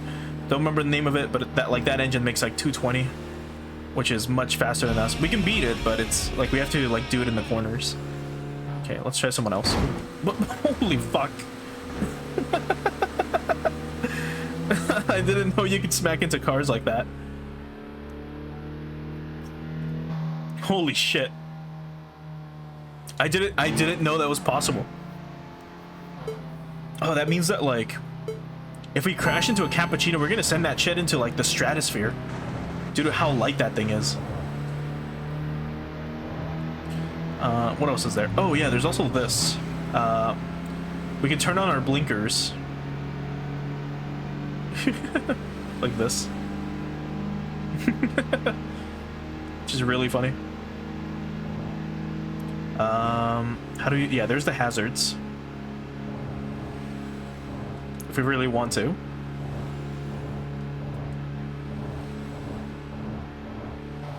There we go. Yeah, I'm shocked they got the 8.6, if I'm honest, for this game. If you don't know, Toyota, specifically, like, very recently, they stopped letting, like, car games use their cars, well, in them, especially those that have street racing, because they don't want to promote that quote-unquote lifestyle, right? They don't want their cars to be seen as street racing vehicles, even though most of their cars, or sorry, all their sports cars were mainly used, you know, on the streets or for street racing during their prime. So like Supras would be raced, MR2s would be raced, you know. Even this thing, the 8.6, became very popular because of street racing. It became an incredibly popular vehicle on the mountains because of how good it was at drifting. Well, not just drifting, but also at handling. If you ever looked into the 8.6 racing history, it's insane, like how many championships it's won. And I believe in some, I mean, well, not, it's not used today, but there's still like some, you know, there's some like racing competitions that cars in its power level or in its category can race, and so AE86s are still being raced to this day, which is insanely cool. It is something that's super fucking cool.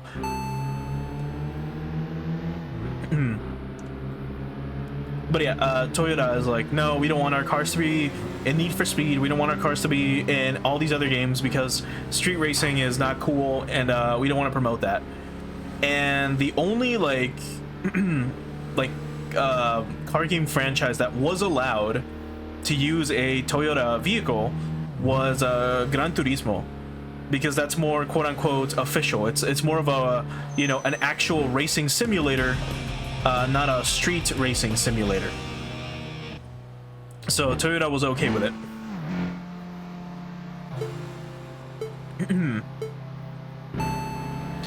And because Toyota was cool with it, you could now race with, like, you know, the GR Supra, the A90, in Gran Turismo like 6 or 7, whichever one it was. So I'm shocked that we even have any Toyotas that we can race with in this like in this game. Specifically the 8.6. The licensing for this shit must have been super expensive. Unless they were given a discount because they're like, hey, we've had you guys in every single game. And maybe Toyota was like, you know what? That's fine. Just add, you can add the car. No big deal. Same with Supras. Like, this game would not be the same without Supras. As much as I don't like the A80 Supra, which everyone fucking loves, they are a staple too. Japanese one-gun racing. Even in Import Tuner Challenge, Import Tuner Challenge had no Toyotas. You could not play in one. You could not use one to race, but the car was in the game. I don't remember. I believe Rolling Guy was in it. I believe it was specifically Rolling Guy. So you could race against Rolling Guy. At least Rolling Guy 1, and I believe Rolling Master were cars you could race against.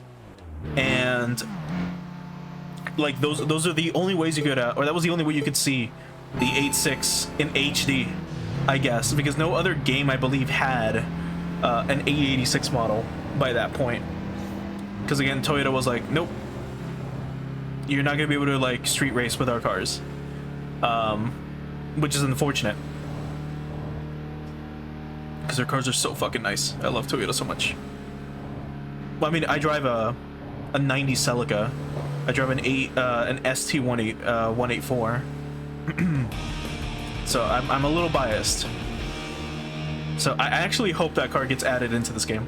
The ST200 might get added because they always add that one at least, but I don't think I've ever seen the ST185 in this game franchise before. Like even in Tokyo Xtreme Racer 0 or 2, which did have Porsches, even if they weren't called Porsche. They were just referenced by their model numbers.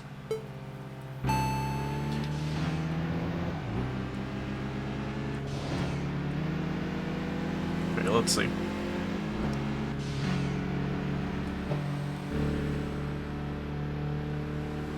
Oh, we opened up with yesterday. There we go.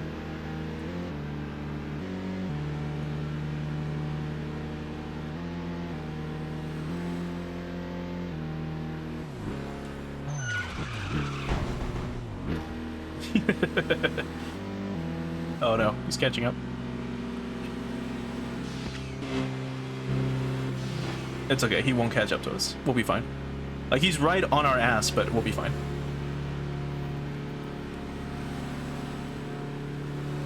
Yeah, look at that number slowly increase.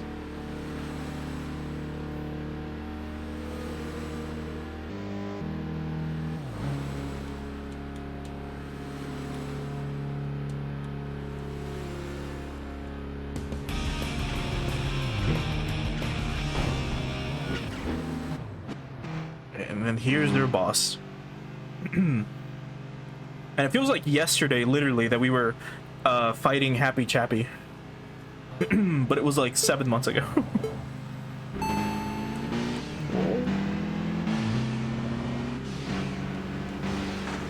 Yeah. He just had to crash into that cappuccino. Look at him fucking go, dude. Bro's insane. But this is, again, why you want to, like, try to beat them when they challenge you. Because they come up from behind, which gives you the head start. So long as you can block them and not let them pass, the second that your slow-ass car can hit 150 kilometers, you're probably passing them. Otherwise, if they get ahead of you, they're going to accelerate and leave you in the dust.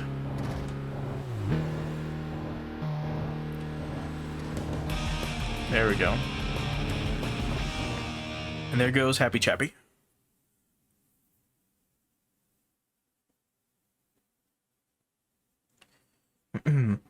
Oh, give me 1 second. Let me just check one quick thing on my end.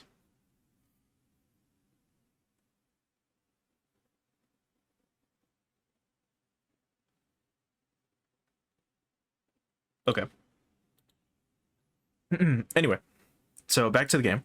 So while taking a break at the parking area, a slim, well-built man approached. His handsome features and striking presence would make him stand out anywhere. You are an unfamiliar face. I suppose you just started racing recently. I'd rather you didn't call yourself a street racer. At first glance, he seems polite, but his words subtly mock you. Who am I, you ask? Judging by that reaction, you really don't know. Good grief. Calling yourself a street racer without knowing the Kurosaki brothers from Phantom 9? This is what we call a poser, isn't it? It seems the standards have dropped drastically during the 4 years I've been away. Crimson Boy. That's the name on the Shuto Expressway. If you're planning to call yourself a street racer, come find me. I'll entertain you with a test of skill. If you can keep up, that is. Or will you tuck your tail and run away, rookie? What a fucking cunt. Like, what a fucking asshole, dude.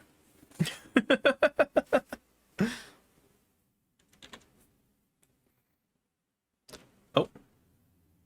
They cannot accept anyone running ahead of them. Resolutely, firmly, stubbornly. Spirits sunk into the chaos of darkness by excessive pride. It's so fucking dramatic. The emergence of a new soul, whose presence awakens the soul submerged in darkness. Those who grow feverish, like moths to a flame,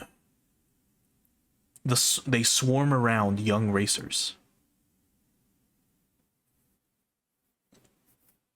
Now, Chapter 3.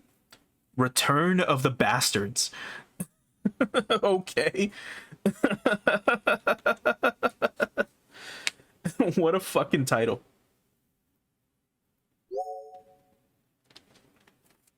Okay. So we can change our name again. But we're not going to do that. And we had a bunch of wins except for one lose. Or one loss. We're getting close to 2.7 mil. We just need 1.1. Okay. So Crimson Boy is now on the map. and it should be him. But there is another rival here that I want to take care of. I don't know who they are. Oh, so let's see who they are, and then we'll challenge Crimson Boy.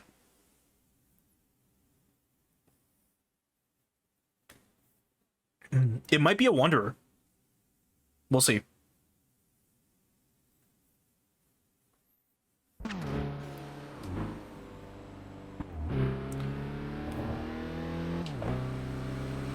Let's find out.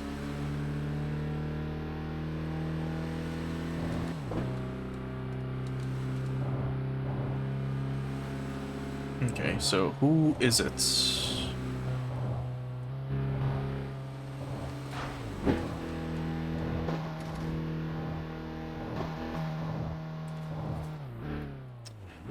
Oh shit, it's a dude in the skyline of all things. An R33. You can tell because it's the worst looking one.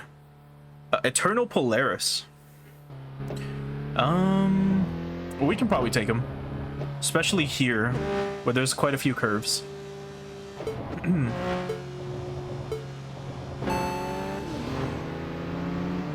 Yeah. If we can just get ahead, we should be fine.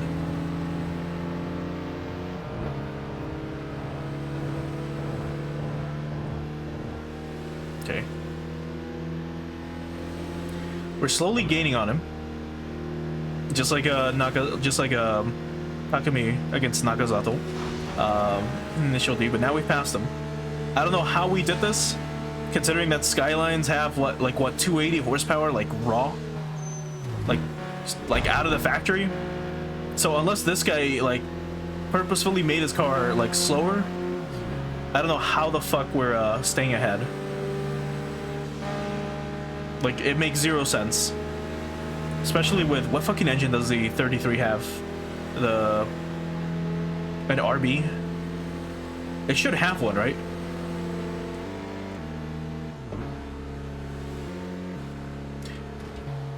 Oop. There we go. Yeah, get his ass. And that's it. I think he crashed. Yeah. He had way too much SP to lose right away. Yeah, he probably crashed.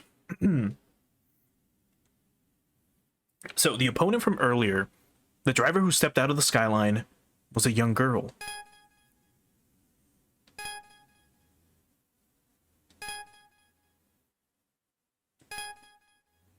She said nothing. She opened her mouth several times only to stop herself. Her behavior seemed confused or perhaps fearful of something. After repeating this a few times, she lowered her gaze quietly and left without saying a single word. Only the night breeze remained. Right, and that's Eternal Polaris. Oh, we got so much money out of this. We're so close to being able to buy the 8.6. Which we could, I mean, if we could sell this car, we could buy it. But they don't let you do that anymore. In older titles, you could sell a car that you were driving, if I recall, and buy another one. And I also should be doing this before I forget. You could sell the car you were driving to buy another one, but they stopped doing that. Maybe because people were being soft locked, because they would sell it, they would not have enough money, and then they're like, well, fuck, I can't buy a car. And then they wouldn't be able to like do anything. Anyway, let's find Crimson Boy. Let's beat his ass real quick.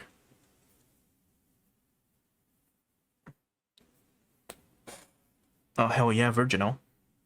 Good stuff.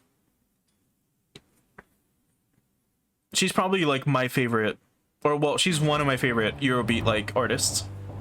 Virginal makes really good music, as you can clearly hear.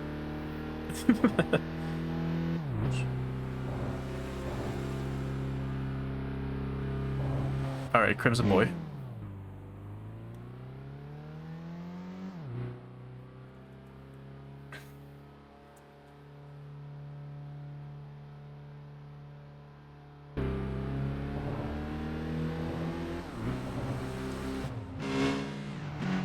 All right, let's beat his ass. for talking so much shit.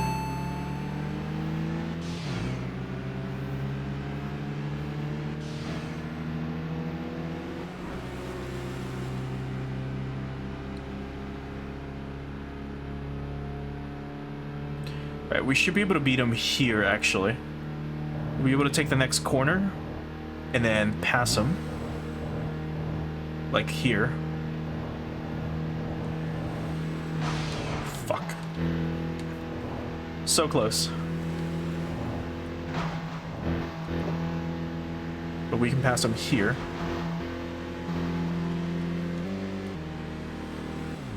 There we go.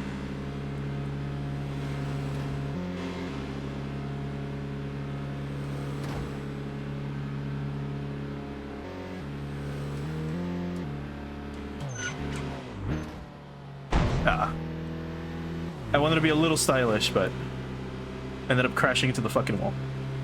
It's fine. He's not catching up to us. Never mind, he's like right on us. He was like 40 meters. Oh, well, never mind. Now he's gone. He just ate that truck's ass, dude. Or that van. SUV? Yeah, it was an SUV. Get fucking wrecked.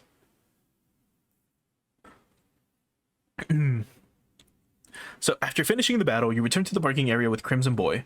As he steps out of his machine, he seems like a completely different person compared to before, speaking to you with a surprisingly friendly and casual tone. Well done, rookie. Oh my, no need to be so wary. I do apologize for calling you a poser. Your driving shows real skill. Yeah, this dude calls us a fucking poser, and he's crashing into everything. Like, his AI is incredibly aggressive. You even had the nerve to challenge me without hesitation. It seems the Shuto Expressway, which has been stagnant for a while, is starting to feel a breeze of change. It looks like you'll bring us some excitement. Crimson Boy's demeanor seems friendly at first, but his gaze is as sharp as a hunter targeting its prey. Inescapable malice. You will eventually be caught in the whirlpool of fate that swirls within the Shuto Expressway. As you looked around the parking area, a man in mechanic overalls appeared. You've got some decent driving skills. It looks like you've done some work on your machine, but you're still getting started, aren't you? I'm just a humble mechanic hanging around the Shuto Expressway. Some people call me legendary tuner, but I'm not really anything special. When I see an interesting street racer at the parking area, I like to call them out like this. Or call out to them like this.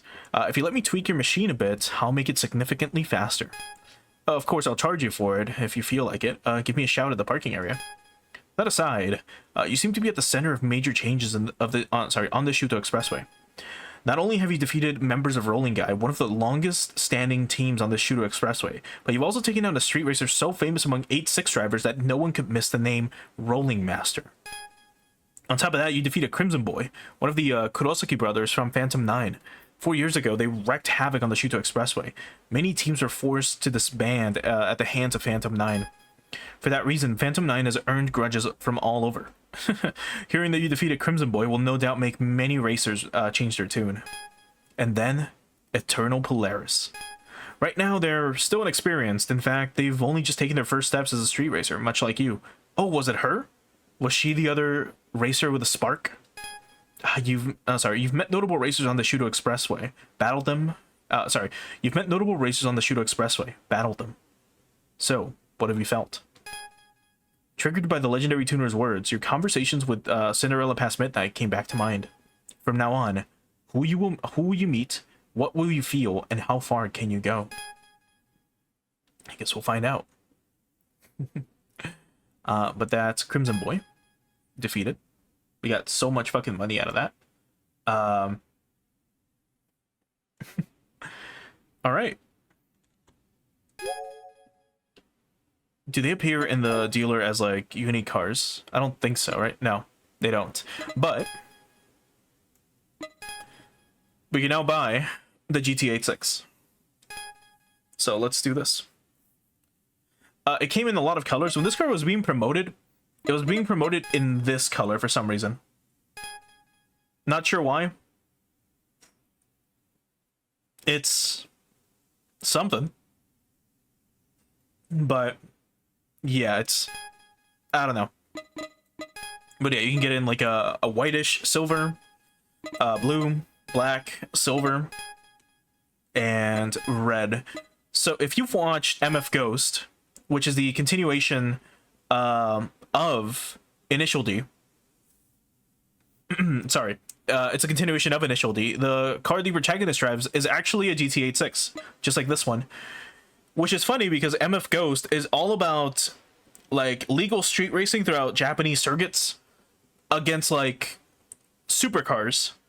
So you'll have the GT86 racing against Porsche 911s, against Lamborghinis, against Ferraris, and it somehow manages to stay ahead of them. And the main reason why, which is not really a spoiler, is because the car is fucking incredible in the corners, which is really funny. But anyway, we'll go ahead and take it.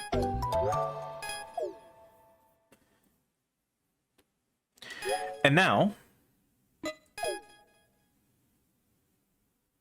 as much as I love our 86, our AE86, it's time to say goodbye to this. So here's a final look around. Just the final, like, turn.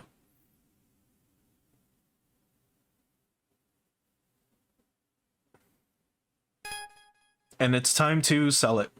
Again, as much as I love the A86, it is not that great. If we look at the stats real quick, this thing has 140 horsepower.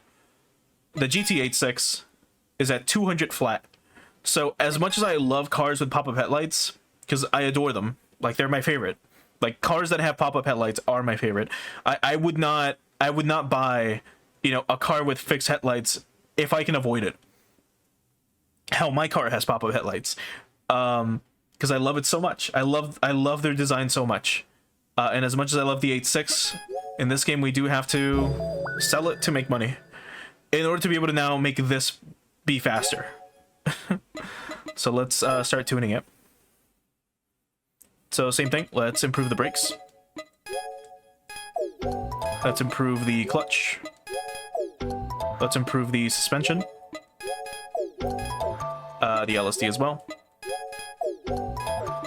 The transmission. Improve the body. And tires, I guess, while we're at it. Better intake system. So from 200 all the way up to, like what, 213? 208. We spent like $1 million upgrading this thing, and we only made it slightly faster, which is really funny. Alright, let's look at the perk tree again. Let's improve our tuning. Let's unlock power unit number 2 and better brakes. Oh, better tires, I mean. There we go. And I think that's it. Yeah. What do we need for this? Is it Bloodhound? Yeah. Bloodhound, Golden Hyena, or Golden Hanya, Trance Drive, and Playful Gentleman. So we have to find those guys, and then we can do this. We might start working towards the Mazda line as well eventually, because I do want to be driving an FD. Like it's either going to be the A70 or the FD, but I do love both cars. All right, let's so we can upgrade the engine again. It's a huge upgrade from 208 to 217, which is crazy. And then we can get better tires as well for 250. Should we? You know, let's get the better power unit. And then we'll get the better tires, because why not? Alright, now let's go to our settings. And let's modify it a little bit. So give me a sec. Alright, so the alignment. Same thing. We want it low as low as possible. I personally don't like cars that are stanced, which that's what this stance cars are cars that are like really low. Personally, I don't like them. I don't like the way this looks. To me, this looks fucking terrible. And if your car is this fucking low IRL, if you go over a speed bump, you're probably gonna like wreck it. If you can even make it past a speed bump, I don't even think this car would be able to clear a normal speed bump. But in racing, it's important to be as low to the ground as possible to minimize the air flowing underneath it, so that more air flows over your car, so that you can remain on the road a lot more easily, so that you're basically stuck to the road. Anyway, brakes, same thing. This, and we also want ABS off. I don't know why I didn't turn it off on the 8.6. This is still fine. Suspension as well, we want it to be at -3.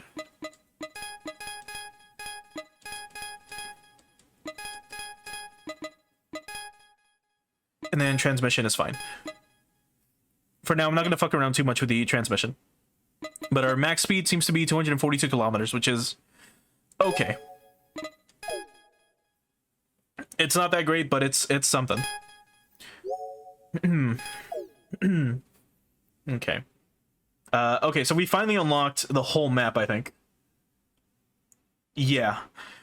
We're not going to be tackling this area anytime soon. These stretches of land are going to be very fucking difficult to get through.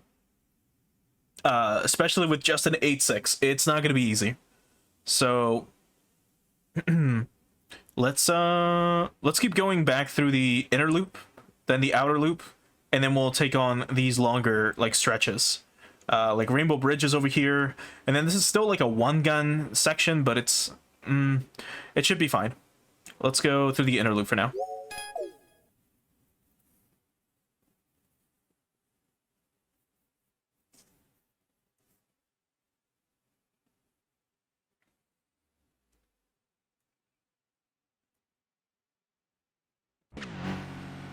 All right. So here's our 8.6, well, our new 8.6, which is a little different. It's still a hatchback, technically. But yeah, here it is. It is much faster than it's much faster than our other 8.6.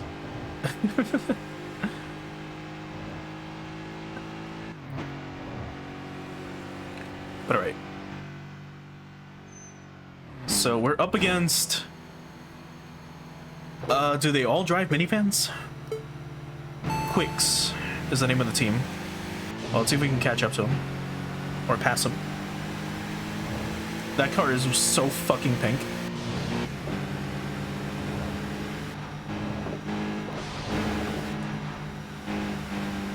Alright. Let's try to pass them here.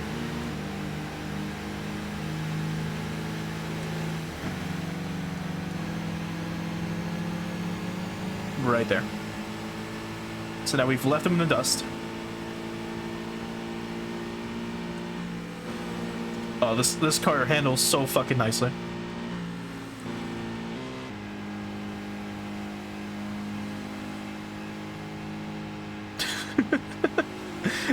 I forgot about the song.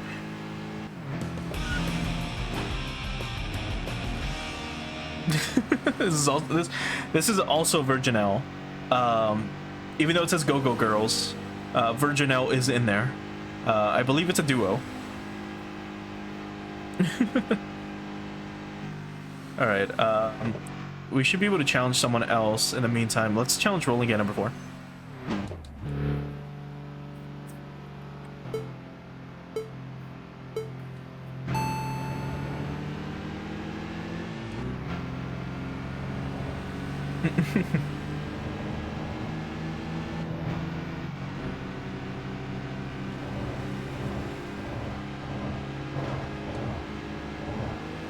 Yeah, there we go.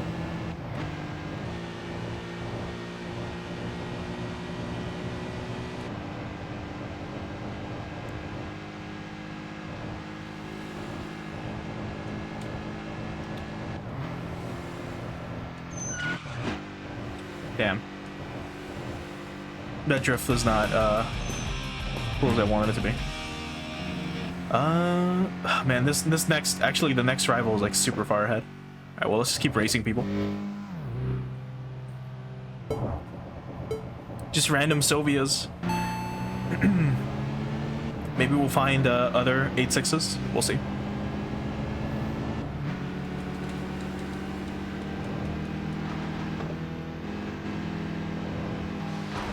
Into the cappuccino? My god. What a crash. Damn. like the handbrake really, like, you gotta like hold it down in order for it to actually, like, you know, activate, I guess, or for it to actually proc.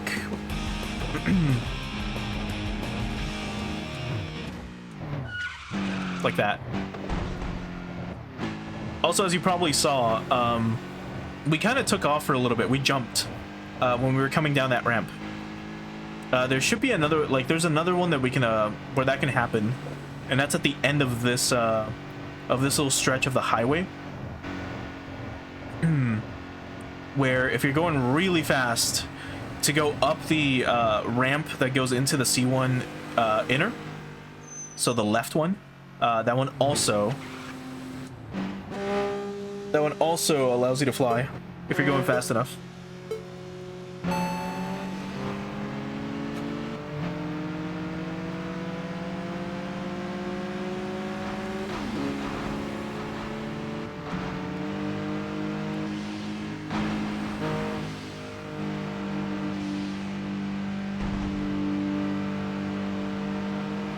We should be able to pass him here.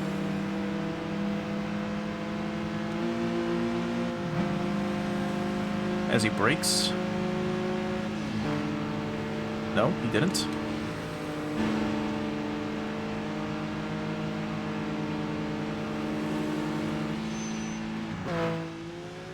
And we don't need to brake. All we do is we let go of the accelerator, and we're able to turn just fine. But his fat-ass Skyline can't fucking do that. He's out here driving a land yacht. Alright, let's see if we fly at the end of this little ramp. Nope.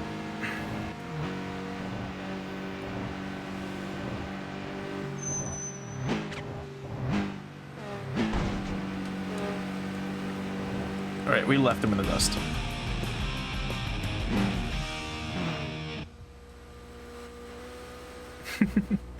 Alright, let's go back a little bit. Let's see if this rival is gonna turn. I can't tell. He's not. He's going the other way.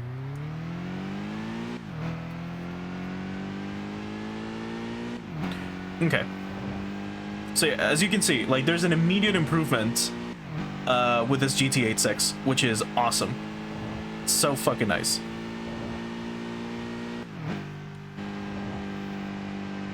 We're not challenging Condor again, though. No, the next two rivals are back-to-back. Let's just race up to them, or run up to them.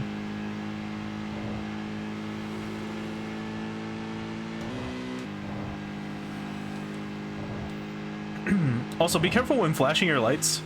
Like, I like doing it while I like doing it to the rhythm of the music, but if the game might force you into, like, if you're going slow enough, you'll probably challenge someone by accident, and the game will not let you take it back. Like in TXR 3, for example, if you challenge someone to a race, you could hit the brakes to cancel. Here, so far, you can't do that. Or if you can, I haven't figured out how to do it. Maybe if you turn on... no, not even with your hazards.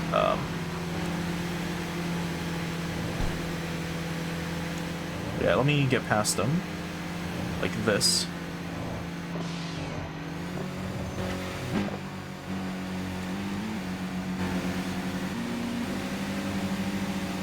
Yeah, he's really trying to get past us. Mid dandy.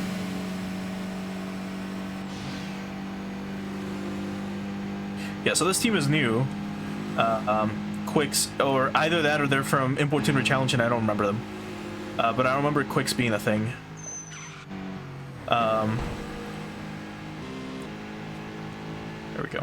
We might need to make our suspension even softer, just to, like, turn better. We'll see. Because normally, again, in street racing, you want to be, shit, is the rival all the way back there? Oh no, he's right behind us. In street racing, you want to, you want as much grip as possible. But this is a video game, so we can drift if we want. Like, normally people are not going to drift in this universe. Like, or, well, in this world overall.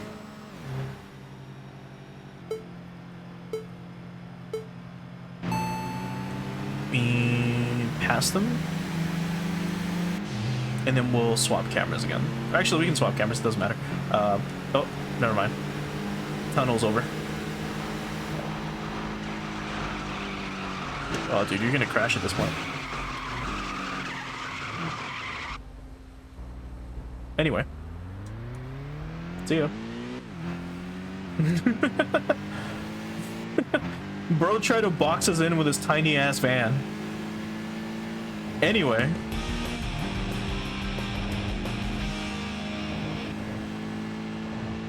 I think that's it for rivals on the C1 loop right now. I think it might be better to go back. Because otherwise we have to just challenge people like this. And move on to like the middle portion. And we might find someone that goes into the God, I forget the name of the part of the highway. It's not the C1 loop, but it's the other one. Instead of going to the left into the C1 inner, they would take the right path that goes to the long gun eventually. Yeah, and, well, we'll see. I mean, we can beat this guy real quick.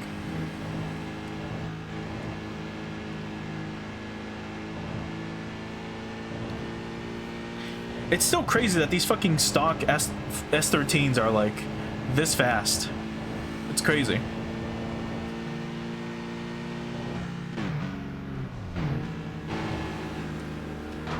And unfortunately, he blocked us. Okay, and now we pushed into him. All right, we're gonna lose this race. This dude's gonna get too far ahead. Maybe. Yeah, no, he's too far ahead. He's 50 meters away. All right, let's quit.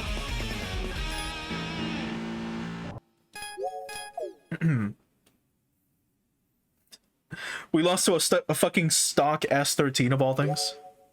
It's insane. Anyway, we're gonna keep our bad name for now. And we're making a lot of money. Like, that's great. Okay. We're still on medium tires. What happens if we change to hard? Let's give that a shot.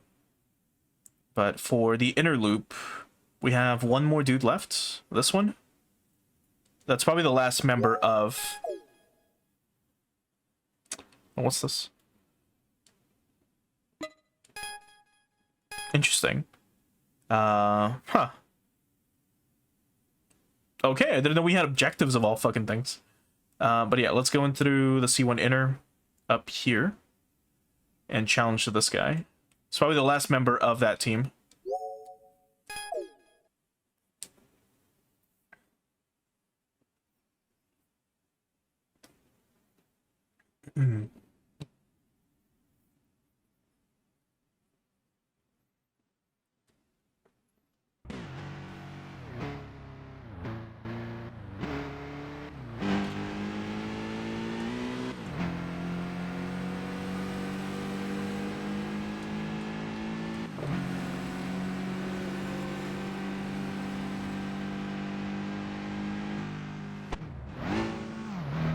Oh, it's a cappuccino! Irresponsible general. Wait, is this the guy? Yeah, he's got a fucking controller on the side of his car. It's so fucking stupid.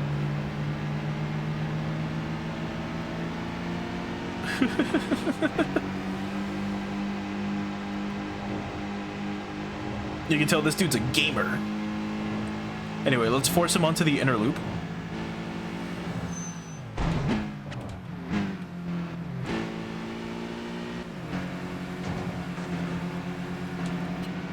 Yeah, so it seems like cappuccinos are still pretty slow. Like, the cappuccino is a K car. I think it has a 1.2 or 1.8 liter engine. Like, the engine that it has is tiny. It is a tiny fucking engine. And it's not fast. It is not a fast car. But it does what it needs to, which is get you from point A to point B in a Japanese city. Like, that's what it does. Okay, yeah.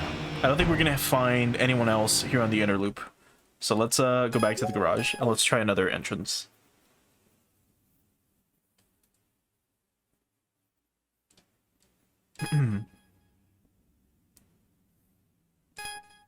Okay.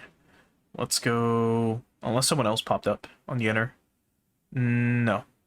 Only this one in the outer loop. Let's try catching up to them from this ramp. Yeah. That might be the last member that we're looking for.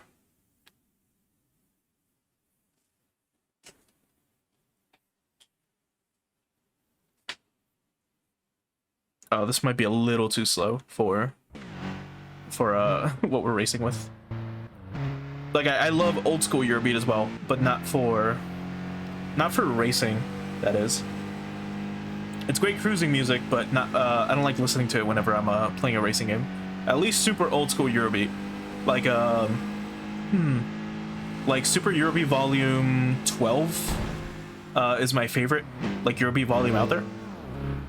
It has a lot of like my favorite songs in it. And it's not something I would listen to while racing, like racing in a car with, due to how slow paced it is. Because if you don't know, like a super brief history on Eurobeat, it started off as a subgenre of Italo disco, or of disco overall. So Eurobeat is disco, at least original Eurobeat is, which came from the UK. Like some of the first Eurobeat songs were from the UK, and then Italy, like it hit Italy, and then Italians were just going nuts. And then that's when we had a bunch of classic artists just contribute a lot to Eurobeat. So we do have like, you know, like Dave Rogers, for example, Black Power, Mega Energy Man, and so on and so forth. Dudes that have been around on the scene for ages. And if you listen to old school Eurobeat, it's a lot slower than this. It wasn't until like Super Eurobeat Volume 64, I think, when we get like dancing, when we get more Leslie Parrish songs, we start getting Remember Me. Those songs are a lot faster than what was normally around at the time. And then other Eurobeat artists were like, you know what, this is pretty fucking cool, let's do that. And then they upped the BPM, and then we started getting like the second generation of Eurobeat. And then it wasn't until the late 90s, early 2000s that we got stuff like, well, some of the songs that we're listening to. Not this one. This one's still... There's also another old school one, which I should have removed from this playlist. But like this is like mid-2000s Eurobeat, which sounds a lot like DDR music, if I'm honest. Just because of the rhythm. This song is pretty mid-tempo, but this is much faster than old school Eurobeat, for sure.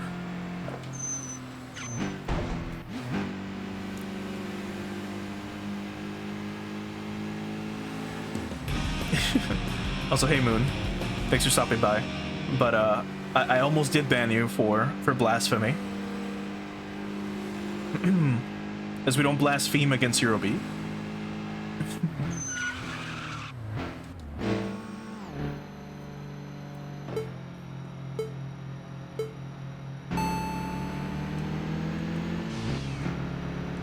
Okay, Unwelcome Old Boy. I don't remember this dude. So Rodnauts must be a new team. You son of a bitch. Now I remember this guy from when I was playing before we streamed, or before I started streaming this. These guys love to slam you into the fucking wall. They're so fucking annoying.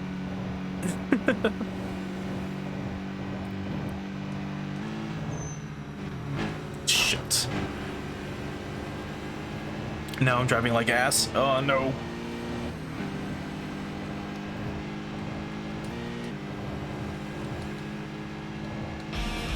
Alright, let's do it again.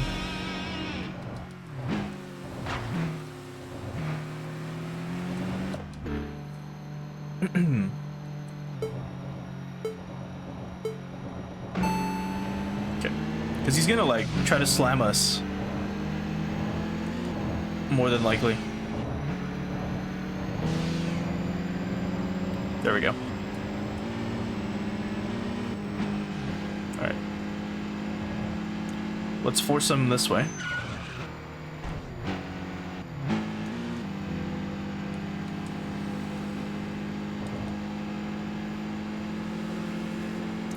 It is very cool. It's Tokyo Xtreme Racer, which is you know, I talked a little bit about it at the start of the stream, but it's a franchise that has been going on since the 90s, at least here in the West.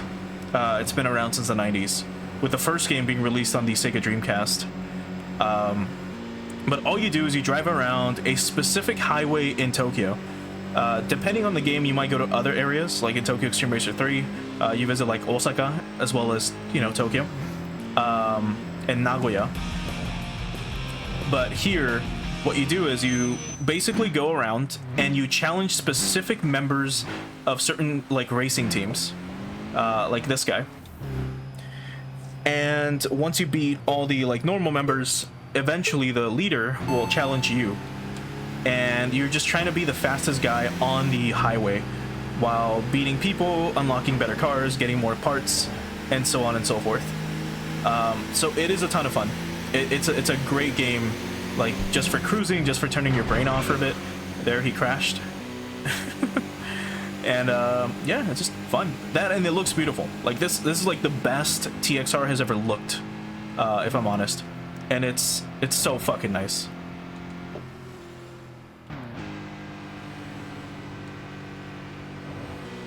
But yeah, that's the general gist of it. Like that. As you can see, like, as you race someone, their little, like, bar on the top of the screen goes down. And yeah, that's it. Whoever gets like the furthest away wins. And this is again the first game that lets you challenge traffic, which is really funny. Because before you couldn't. Before you would just have to drive. But here you can at least make money easily by challenging whomever. Literally just like this taxi driver to like a race.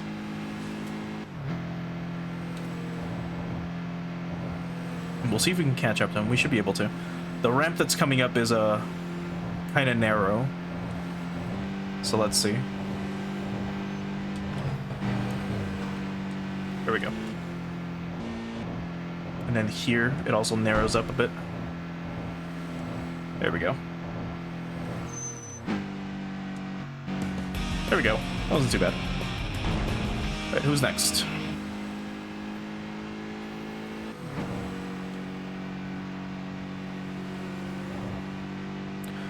Also, don't pay too much attention to, like, the Eurobeat lyrics, if you can. Some of them are a little weird.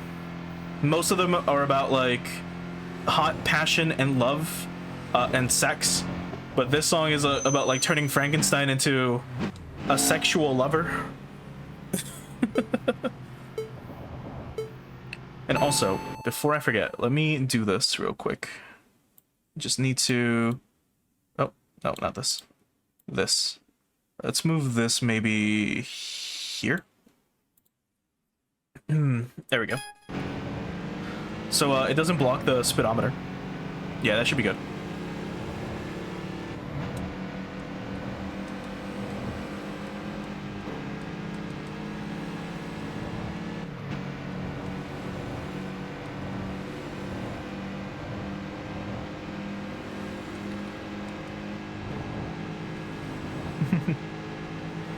Actually, this dude's name is Woodpecker Syndrome. I just realized. Which is really fucking funny. Ah.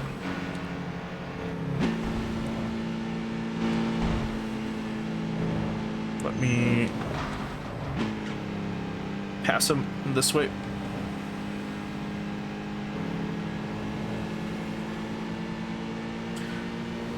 Because I was not going to ride his ass for a bit, but we should be able to pass him here. This upcoming corner. Or not corner, but turn. Yeah, like this. There we go.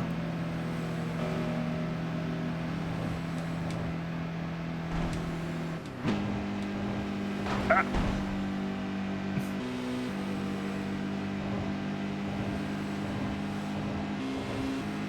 Alright, we still have pretty good tires. So I guess having hard tires is fine. Like I said, I normally prefer soft ones because they make drifting easier, but they've changed it in this game. So it's a little harder anyways, for some reason, to drift, which doesn't make sense. You think, again, you think the less grip you would have, the easier it is to lose control of your car. But instead, it just makes it like more rigid, which doesn't make sense. Oh, but here's another 8.6.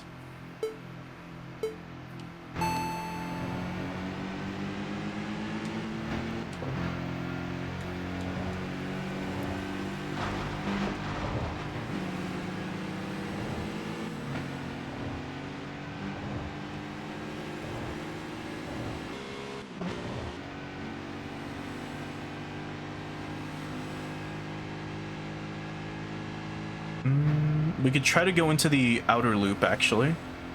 So maybe we should. Oh.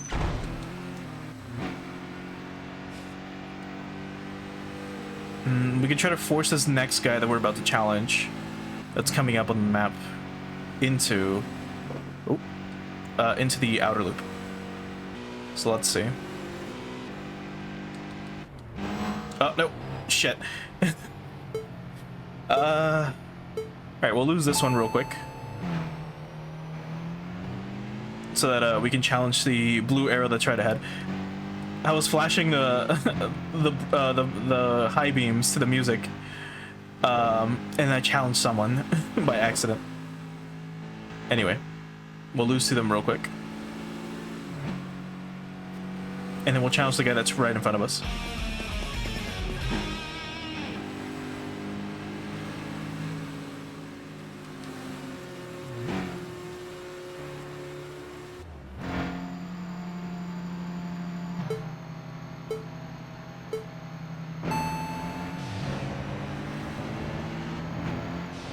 Wait, is this Grand Prix? Hell yeah.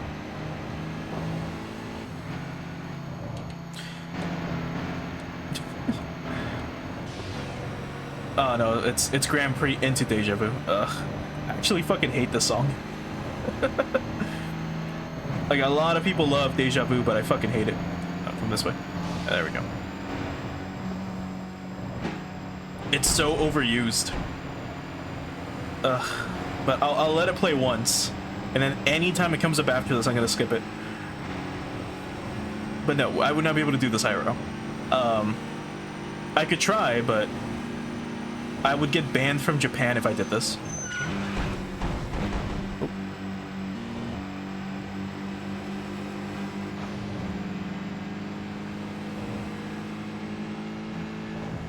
Oh.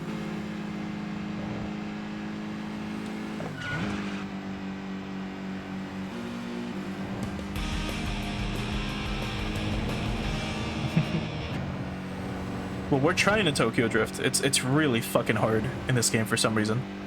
Maybe I need my suspension to be much softer. That, or I just need to like hold it longer. I don't know. Ah.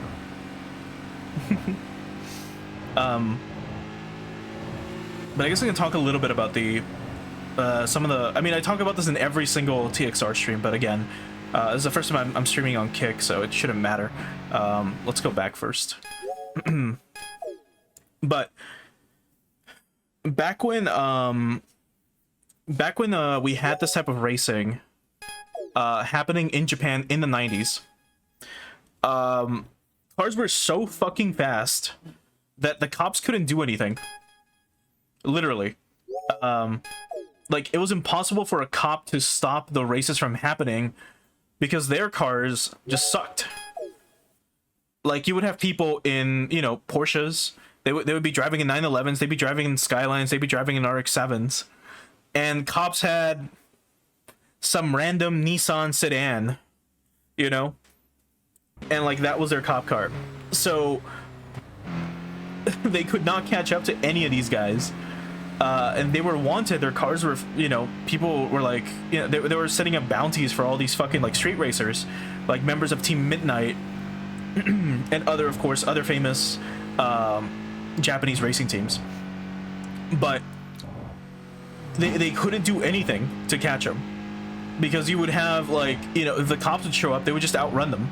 And then most of these dudes kept their cars in, like, warehouses or in like storage containers, and they would just drive to, like, the pier at night they would unlock their storage container, their storage unit. They would take their Porsche out, or their RX-7, or their Lamborghini, you know, their Countach, and they would just race, because that's what they like doing. All right, this should be the last member of this team in the little cappuccino. Little Beast, what a name. It's so tiny and so cute. I love the cappuccino. Look at this thing. It's literally like 1/4 the size of our car. Like, that's how long it is. That's how big it is. It's so tiny. Anyway, so yeah, that's what would happen in the like late 80s, early 90s. And again, the cops couldn't do anything.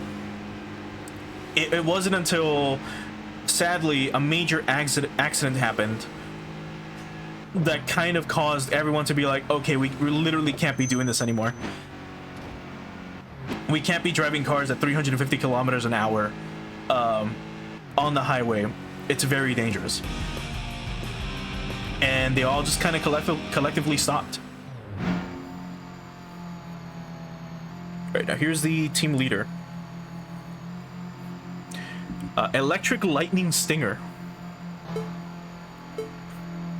What a name. If you haven't seen, by the way, their logo is an otter or a ferret with a little bee, like on top of it, which is, I have no idea like what their I don't know, theme is, because they all drive very small machines, but I'm not sure why like they would be, you know, like a ferret or a weasel or some shit. Let's actually go to the Hanada line if we can. Yeah, there we go. Dude followed us. Alright, and that's it. Super easy win. And actually, there's no one else we can challenge here. Or at least no one nearby. So let's return. Let me do one quick thing first. Because kick every now and again, at least it'll just like die and not show me stats. So let me just refresh the page, and it's gonna take like 5 minutes for it to let me back in for some fucking reason. And let me also very quickly. There we go. Okay, well, I guess while this loads, let me check our skills that we have available here in our perks. Oh. There we go. Okay. We could start getting other skills, or will we be able to unlock anything here, actually? Well, let's start with this. So let's unlock the NA Miata, and then the Axella. And nothing else, right? Yeah. Because we want to unlock the RX-7 if we can, at least the FC. Well, that's the RX-8, the RX-7. Because I really love FCs, they're so cool. As for skills, I guess might as well give us let's give ourselves some more SP, and what else? Reduce, okay, SP reduction. Actually, let's go for this one. And maybe this one. There we go. Coolio. It's 3, right? What about anything else? This is 3 as well. Okay. So if we go back to our garage, when it comes to equipping skills, we've got this. Can I equip more than one? No, it would just be one of these. Interesting. Well, let's take this one then.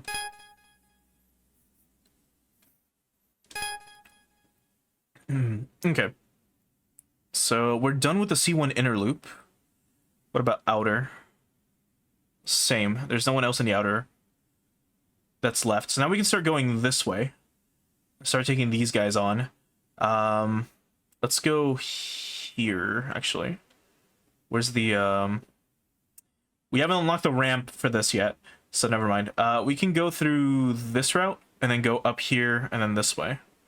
So let's do that.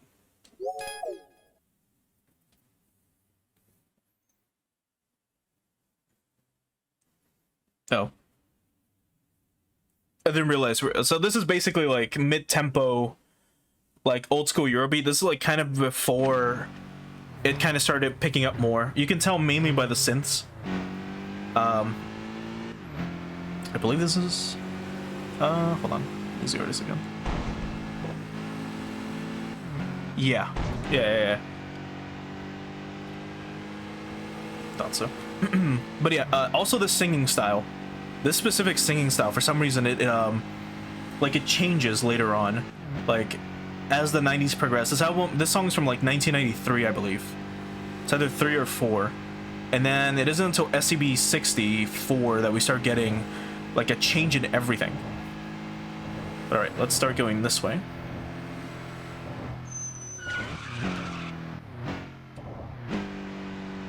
There we go.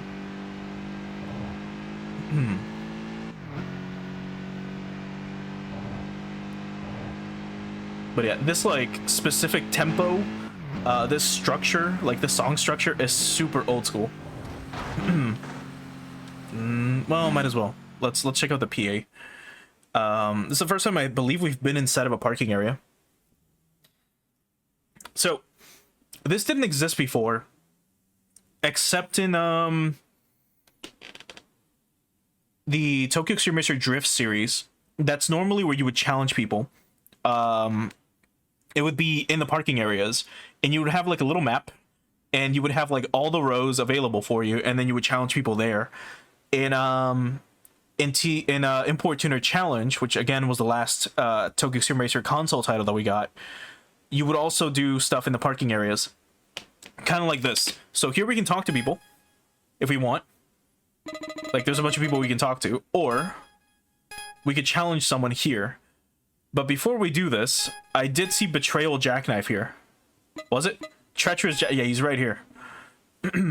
Times change. Even the person who stands at the top of the Shuto Expressway has been replaced over time, and now a new force is rising. I want to see through this era. So this dude was one of the 13 ogres from, you know, in Tokyo Xtreme Racer 3 and then 2 and 1, I believe.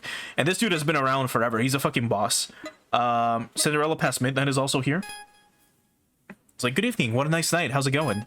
Let's see, it looks like you're working hard, but you're still not ready to challenge me, I think. Sorry, but I don't feel like I'd gain anything from racing you right now. One day, become a special street racer and battle me. I'm looking forward to it. So, if I recall, they eventually gave her an RX-8. I'm not sure why. I don't remember what she drove in old school TXR. Let me look it up.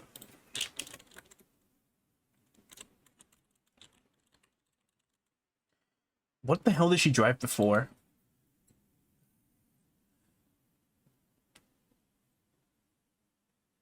She used to drive an RX-7 in TXR 1. Yeah. So she had an RX-7. Eventually they gave her an 8 for some reason. Even though the RX-8 is like a downgrade. Anyway, college student looking woman. People who pursue one thing deeply are wonderful, aren't they? They have a kind of seeker vibe, and I really admire that. People who aim to be number one on the people who aim to be number one in one speed trap or segment, or those who stick to driving the same machine or keep going to the same parking area. I'm attracted to people who are committed to something like that. Yes, people. Hold on. Yes, people who pursue something like that are given nicknames that match their commitment. I'd love to meet someone like that. Sounds like Moon. Anyway, man who loves seafood. Fresh market, you say? I'm glad you asked me. The team that consists of some people who work at the fresh seafood business. One member, Sagami Sumo Wrestler, runs a Chanko restaurant, and it's quite successful. I'm a regular at his place, and I'm getting hungry. I think I'll go eat there again. And then Gothic the Mylord. What a fucking 2006 name. You're already defeated. How was that line? A cool racer needs cool lines, right? If I were a game character, what would I say? Oh, I'm Gothic the Mylord. You're the one who's been racing around here lately, right? Nice to meet you. A fucking name, dude. Golden Steer. This guy's probably Golden License from TXR3. I do deliveries, but it's really annoying when people aren't home at the specified time. I know there are various circumstances, but it happens too often. All right, we've got Dignified Man and Otaku-looking man. So let's check you out.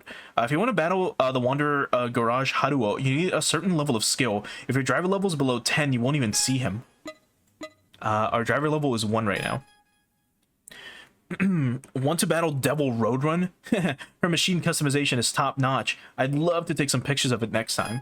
She'll appear once your total mileage exceeds 666 kilometers. She's very dedicated to her demonic Xtreme Racer identity. 666. The number of the beast, right? That's pretty crazy. What's our mileage right now? Can we see it? Yeah, our odometer's at 61. So if you're curious, it's right here, the very bottom. All right, now we've got Big Dipper, or Big Dipper Meteor, from Infinity. I don't remember this dude, but let's challenge him. You want to challenge me? Fine. I don't dislike those who challenge me head on. All right, let's go for it. Come on, bring it.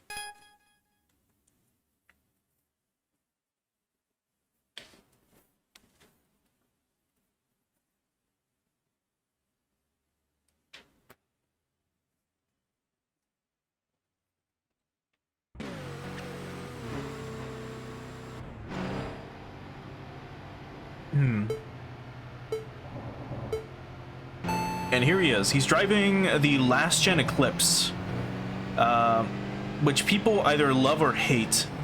I like the way the car looks like from behind, but the front is horrible, in my opinion. Like, the headlights are really bad. The front is ugh. It's fucking weird. And I don't believe it ever got a 4-wheel drive variant, unlike the second gen Eclipse, which did. Which a lot of people like, mainly because of Fast and Furious. But if you really know about Eclipses, you know that the first gen Eclipse is the best one, because it had a variant with pop-up headlights. And in the West, it was sold as the Plymouth Laser. So the Plymouth Laser is what has pop-up headlights. It was also sold as the Eagle Talon for some fucking reason. If those names don't sound familiar, if you don't recognize them, I don't blame you. Those car brands don't exist anymore. Like, Plymouth doesn't really exist anymore. Eagle for sure does not exist anymore. So I don't blame you. But anyway, there goes a Big Dipper Meteor.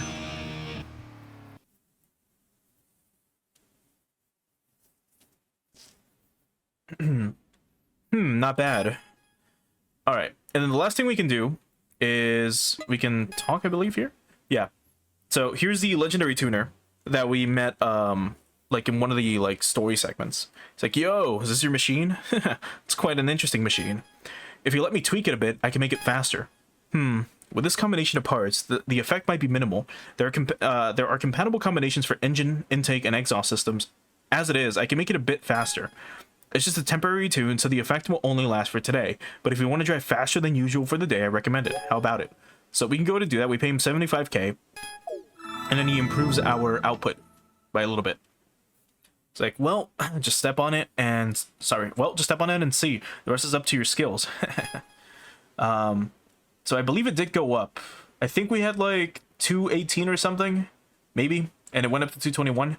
If not, then it didn't change, and it just changes like your acceleration. Like, it tweaks your acceleration, which is a pretty neat new addition to the game, where you can go to a parking area, you can just pay to have like a slight little acceleration boost. That's pretty neat.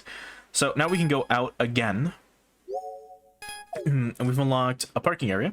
So this is where we're at right now, and we want to go maybe this way. So let's go through this one. Here. Yeah.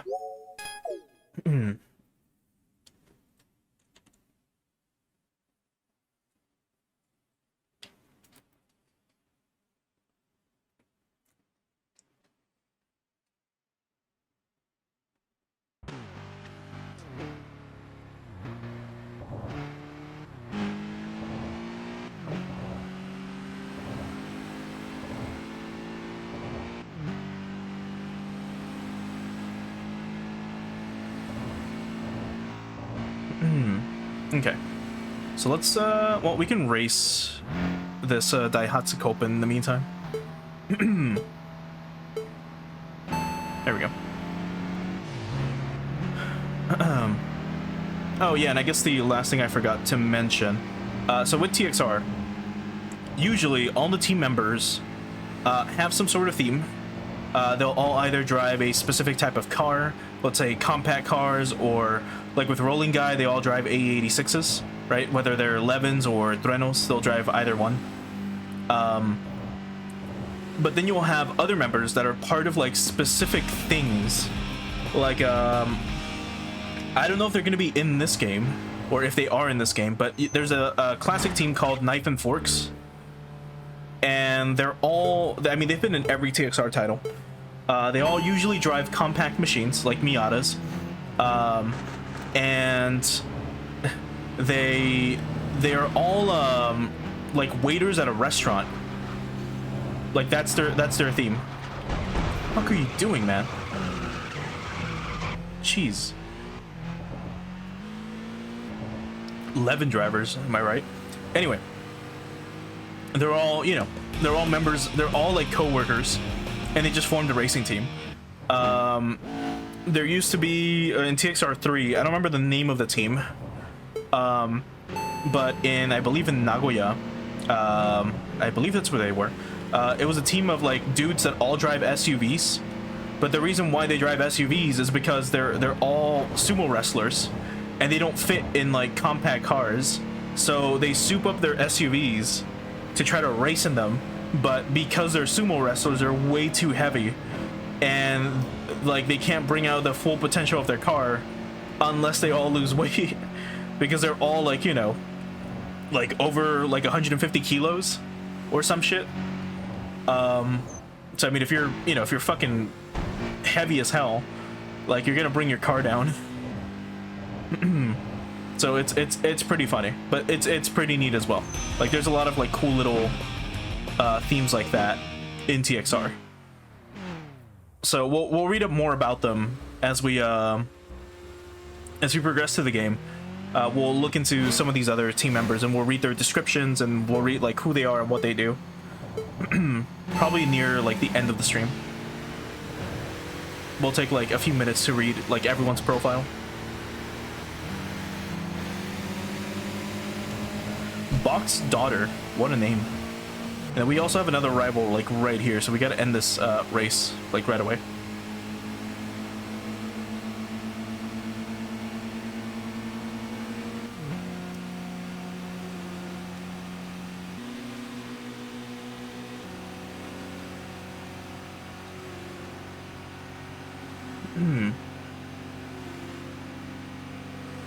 Alright, let's get back up here to the Daiba line.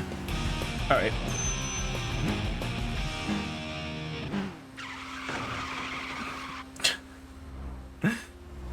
Just crash into this dude. Anyway. Let's go back a bit. And also, yeah, this game lets you drive backwards, which is good. Like, every game up until TXR 3 would not let you. And the only way you could drive backwards was like a little bit at a time before the game forced you to turn around immediately. And then I keep going. Oh, Rhythm Box. These dudes, they all drive boxy cars.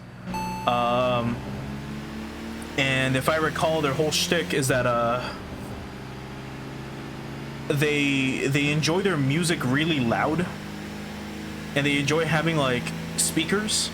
So they all drive boxy vehicles, and they have like just a ton of speakers everywhere, like in the trunk, you know, in the seats. Like that's their whole shtick. Just just having speakers all over the place. So it's pretty cool.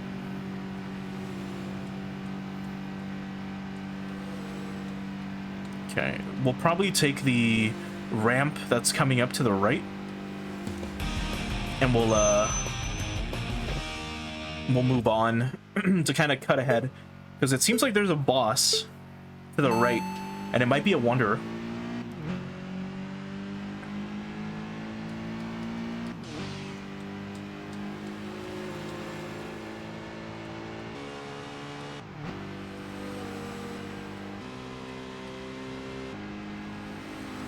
Look at how beautiful this tunnel looks, though. Like, it's so nice. In TXR3, this is a lot more, like, lit. But seems like, or it was, like, better lit, but seems like they changed it. Alright, we should take this ramp up here.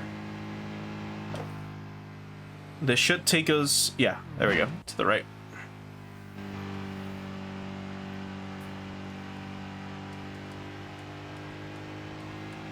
There we go. Because we're not going to find, like, anyone else on that one gun going through the route that we're taking.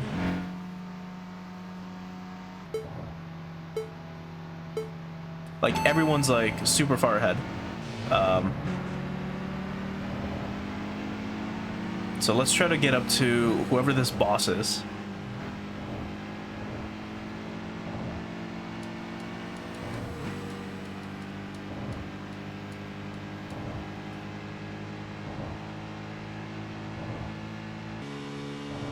Man, that Copen got fucking left in the dust, dude.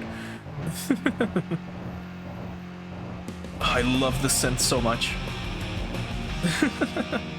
Like, this is what I love about Eurobeat. It's mainly, like, the synths that they use. And that specific sound is, like, one of my favorites. This one, too.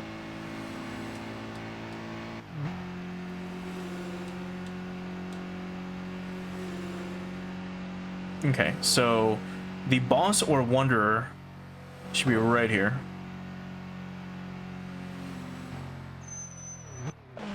Alright, who are they? Oh, it's the pizza guy.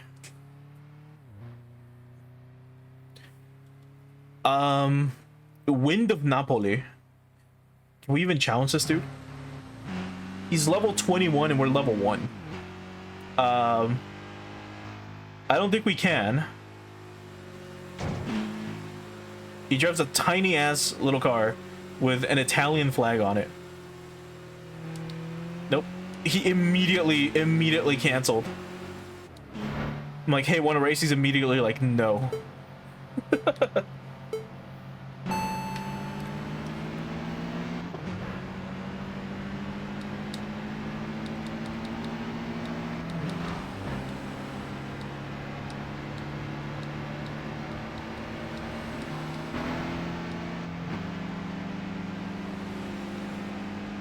Okay. Let's try to catch up to these guys that are up ahead. Because we paid already for the, Wait, shit. Yeah, we want to go this way. Because we already paid for the upgrade.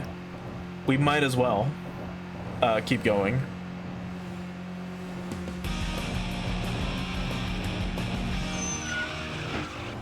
Oh, that drift was so nice. Not that one. That was a very hard drift.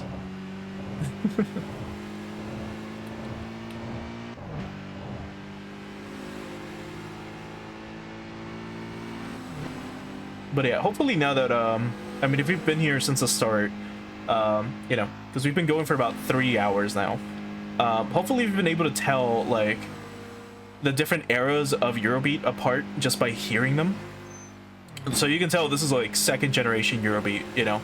This is like, we haven't played any super old school like Eurobeat because this playlist doesn't have it. But this is like about as old school as it's gonna get in this playlist. But you can tell it's pretty slow tempo. Like it's very slow.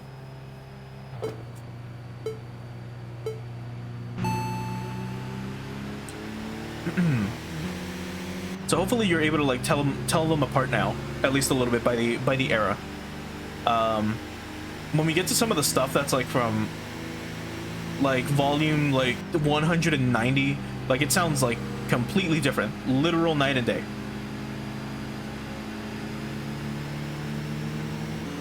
But anyway, there goes Come On Advisor. What a name. What a fucking name. Draw, what the fuck do you mean, Draw? Did he take the wrong ramp? Did he take the wrong fucking ramp?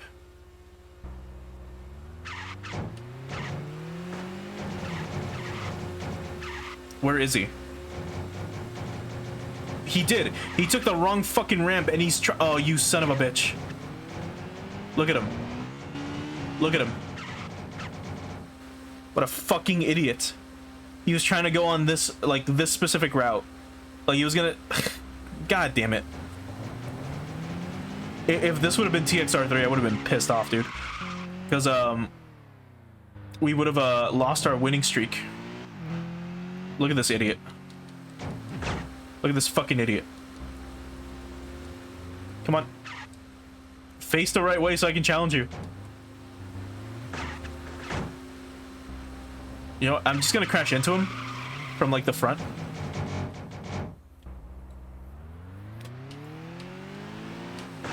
Move it. God damn.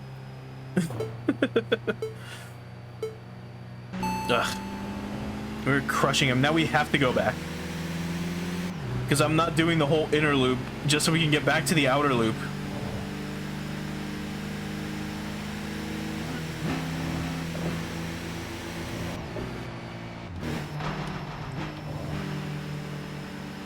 Because goddamn, dude. What the fuck?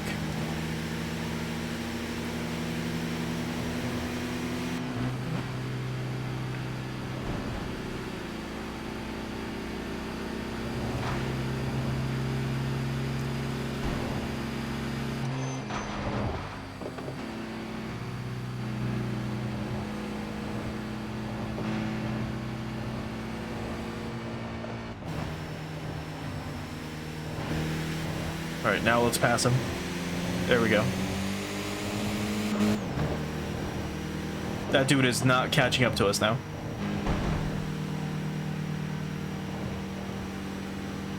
We might get challenged by the boss now. And if so, that's gonna be great. Because then it won't be, at least the tune-up won't be wasted. But we'll see. Alright, and we've won. Boss? No. Alright, back to garage. My god. What a waste. Fuck this guy, dude.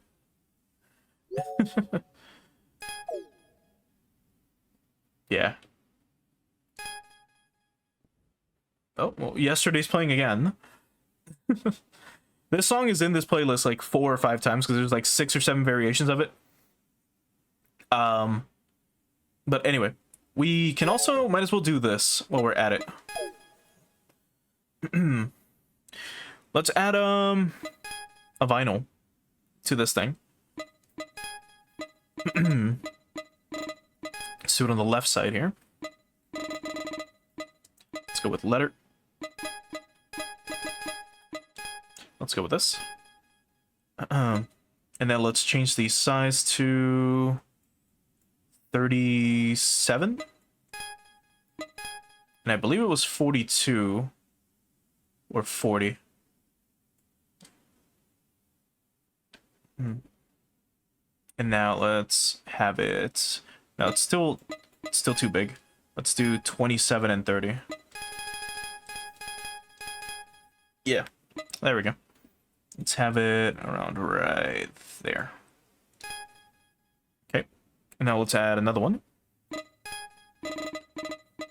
It's here on the left. Let's add another one. There we go.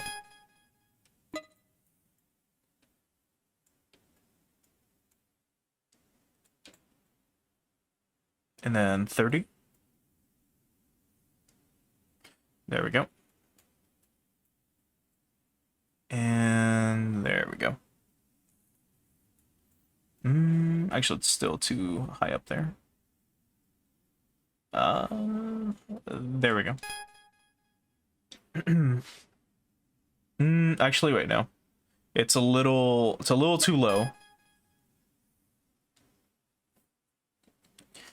Yeah, like just a slightly bit too low.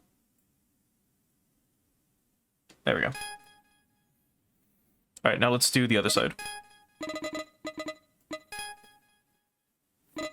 So let's start with the 6.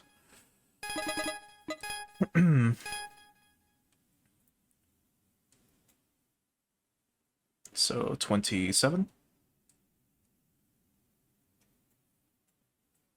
And of course, a classic song, Heartbeat.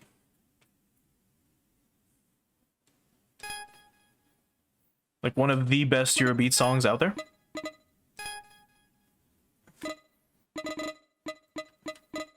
And done by the Queen herself. Or one of them.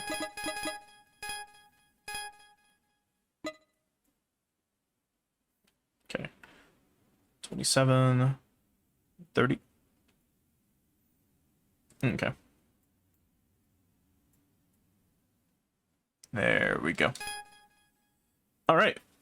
So now it looks like the 8.6 from MF Ghost a little bit.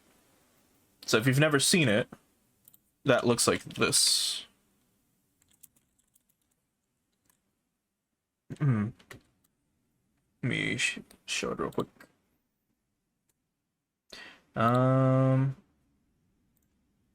It's about as close as we're gonna get to it.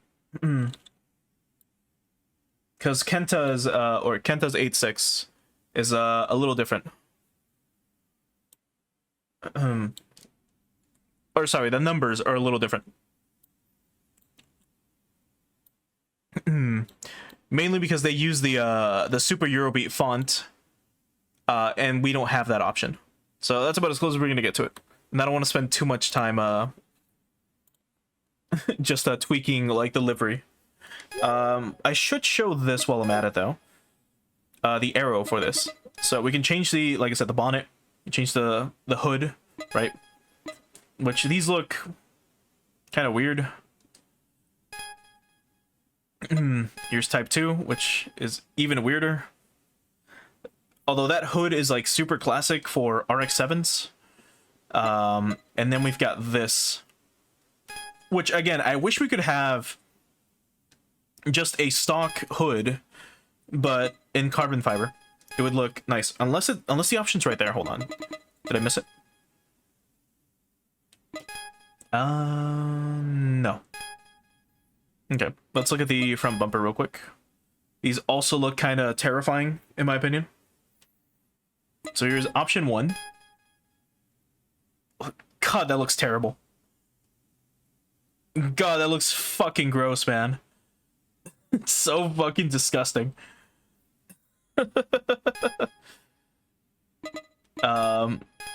This looks okay. At least what they did here is fine, but these like side canards look kind of weird. And then here we have this. This is probably like the most normal looking one. So like that one's fine actually. So we might get that one, but we'll see. Side skirts, these are going to be a little bit more visible now that the car is like red instead of black. But there you go. They're all pretty okay. Right, they're all classics. Ooh, it's as low as it can go, unfortunately. If it went lower, we would not be able to drive it, probably. Here's the rear. Looks terrible as well. I know. What else? Ugh. This you can even barely tell, like, that there was a change. The exhaust is a little different, though. And then we have this, which is something. Anyway. What's left? Spoilers, right? So we've got this, which looks, I mean, weird. It's got a very weird shape. We have this, which is also very weird. This is a very, like, Need for Speed, like, spoiler, which is really dumb, usually.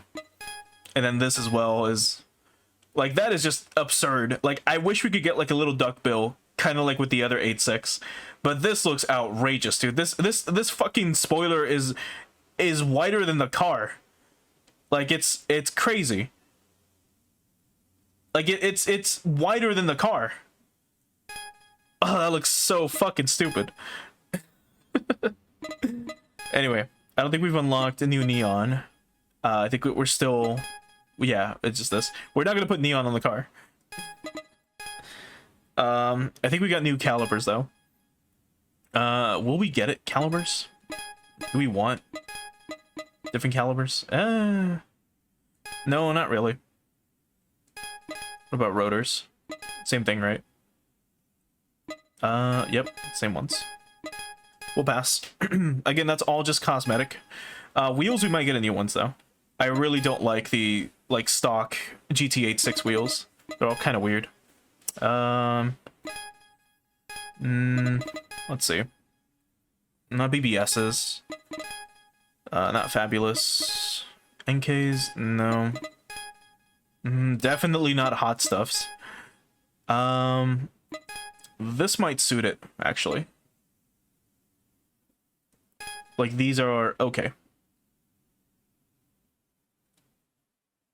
Yeah, we'll go with these. Why not? We'll go with mid racing TR50s. What a fucking name. Oh, we can make them. Oh, we can change them like this too. Okay, let me do this then. We'll go with mids. Yeah. We can make them smaller, as well as bigger. We'll have them be smaller. And we can even change the wheels to, or sorry, the color of the wheels. Maybe. No, it will not let us. Okay, we'll stick to this. We'll stick to 15 inches. And yeah. All right. That's pretty good.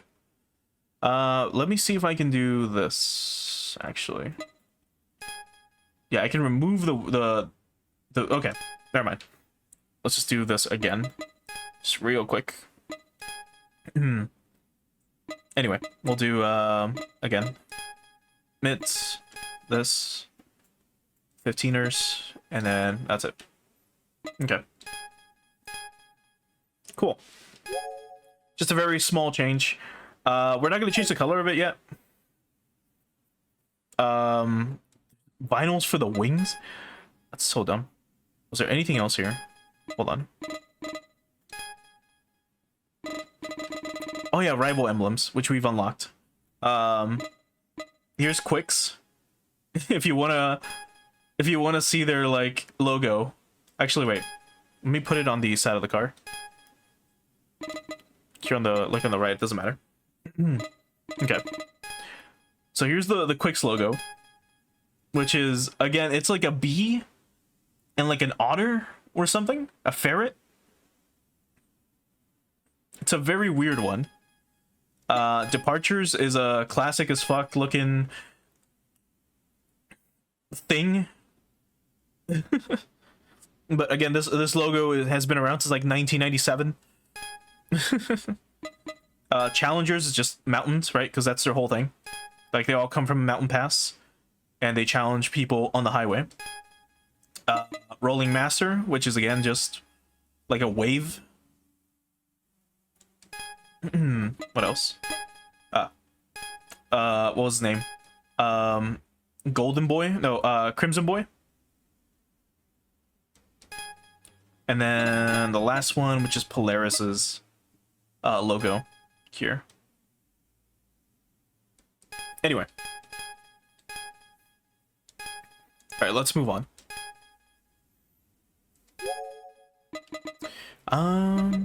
Oh yeah, the dealer has new cars now because we've unlocked them. So we can show off those new Mazdas real quick. So again, we could have gotten the ND Miata if we wanted to start off with this. But we've unlocked the NA Miata, which is a very cute little convertible. Sadly, I would buy one of these if I could, but I can't fit in one. I'm too tall for it. That, and I don't like convertibles. So I would have to buy it a hardtop, so that it becomes a little bit more reliable, because if you have a convertible top, unfortunately, they can leak.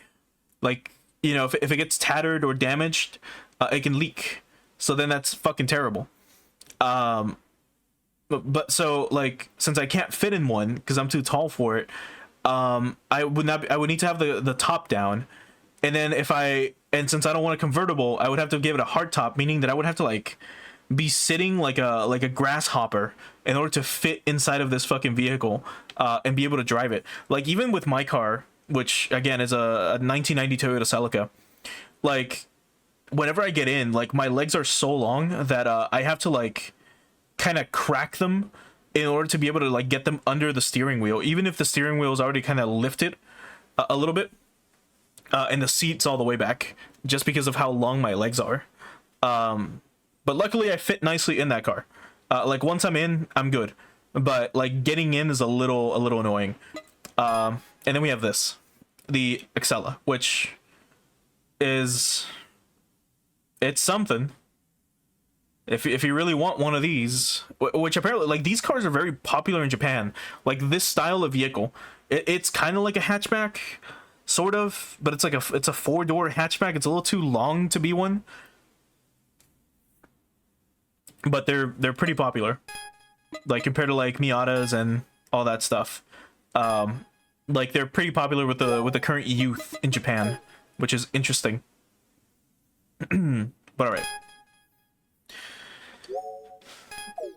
So no one new on the inner or outer.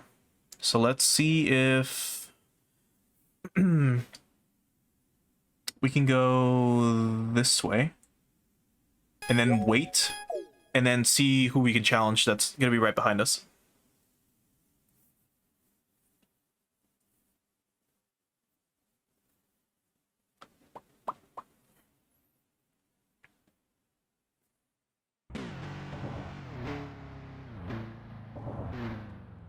Okay. So they should be coming up around this corner. There they are. Ah! Okay, did not mean to turn around like this, but...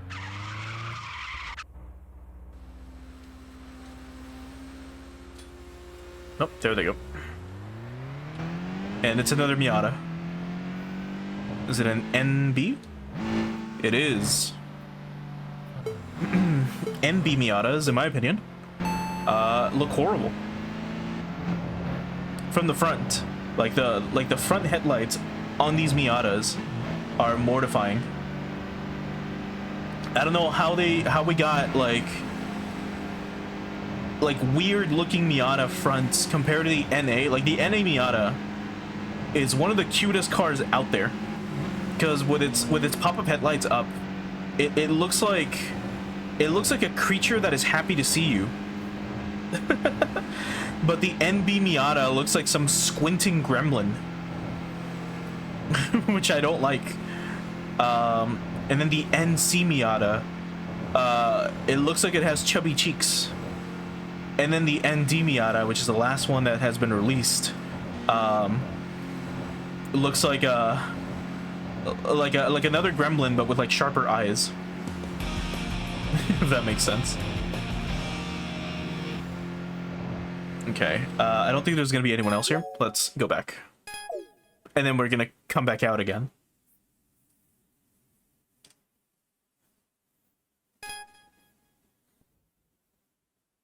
Okay. We could try going this way just to challenge this one guy, but that's not gonna be enough. We should maybe try to challenge them. So the nearest one is here. So let's go this way. Let's go down and try to unlock the ramps that are right here. If we can. Because the ramp that goes this way is this one, I believe. Yeah. So let's go from here.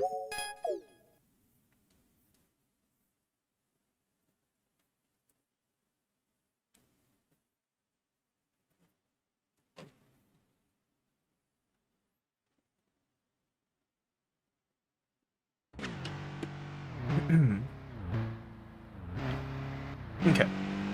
So we want to take the first turn to the left that we can.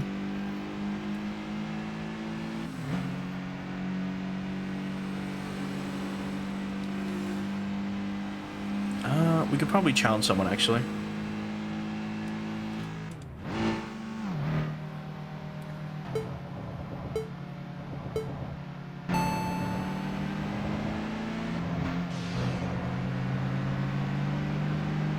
Okay. Right, now we take this ramp.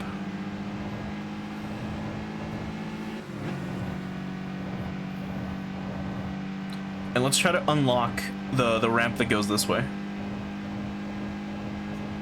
If we can.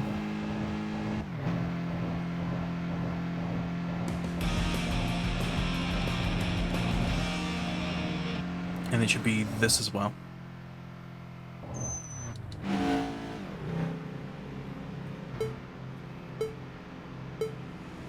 Okay.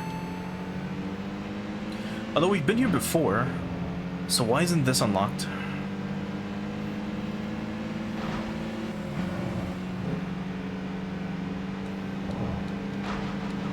What the fuck are you doing, man? No, I'm just gonna make you crash into, like, the wall instead. Anyway, here's Rainbow Bridge. This bridge usually has different lights every now and again, which is why it's called Rainbow Bridge. Something that will just look like a literal rainbow, with the lights changing different colors. But not right now.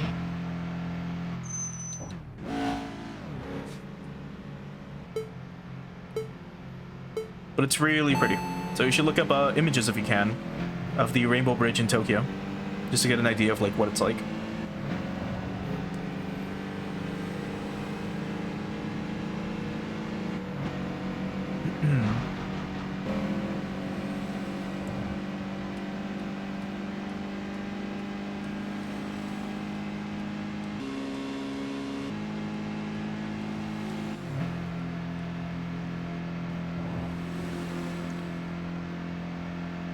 You want to go left?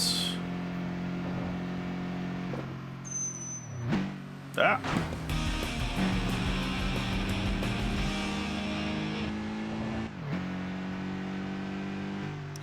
Let me double check one thing real quick. Yeah, it is. Oh. Shit. I clicked out. Yeah, so this song that's playing, it sounds old school, but it's like a remaster essentially. This is from like SCB 96 or some shit. The original song was very slow tempo, and this one is a lot faster. Or sorry, it's not a lot faster. It's just like it's using modern sound, even though the tempo and everything is still pretty old school. Main tools like this. There we go. Let's do it again. But yeah, it's basically just a remaster of an older song. You can kind of tell because the vocal quality is better. Same with the synths. Like, even though the synths sound very old school, like that, they sound clean compared to the older ones.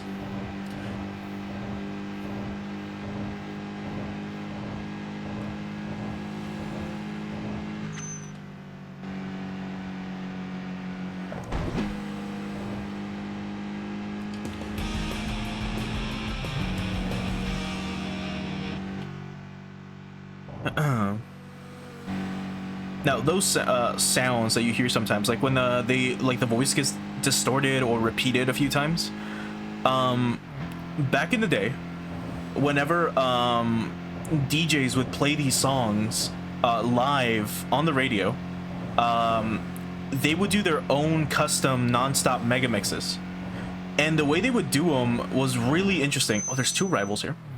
Let's see, who are you? You're also from the mechanics. What about you?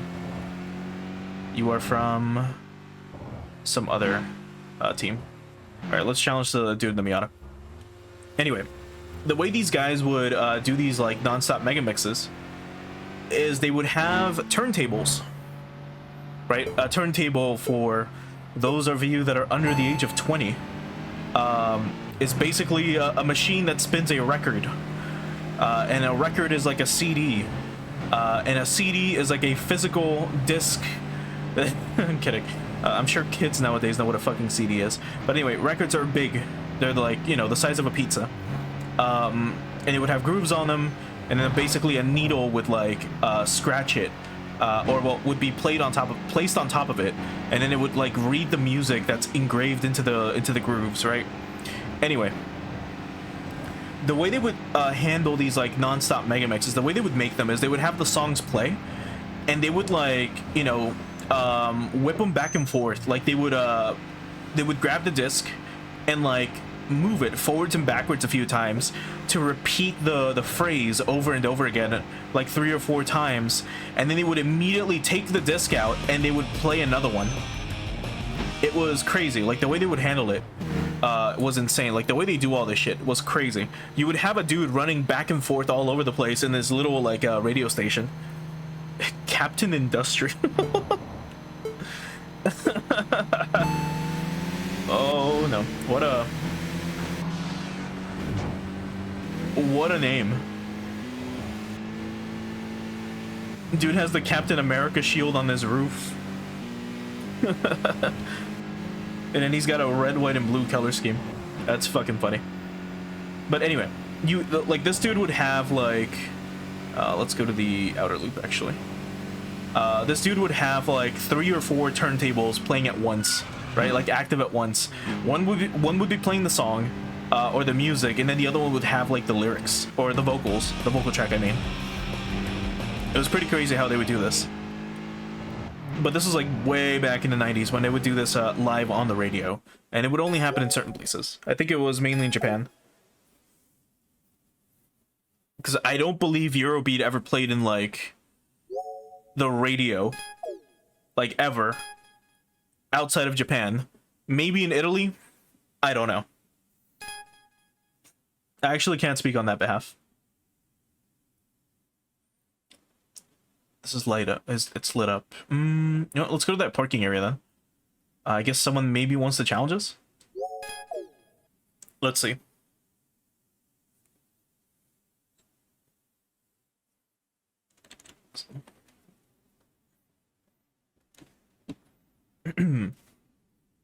But anyways, as music evolved, obviously people don't do that anymore. Instead, they just use like Fruity Loops, and they'll splice whatever bit they want to repeat over and over again. They'll just copy it, you know, play it again and again and again, whatever little sample of the song, and then that's what you get.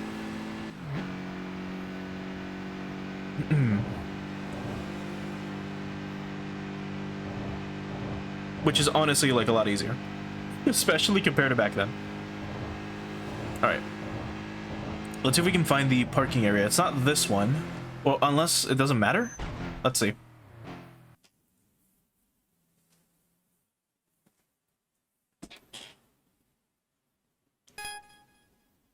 This dude's still here.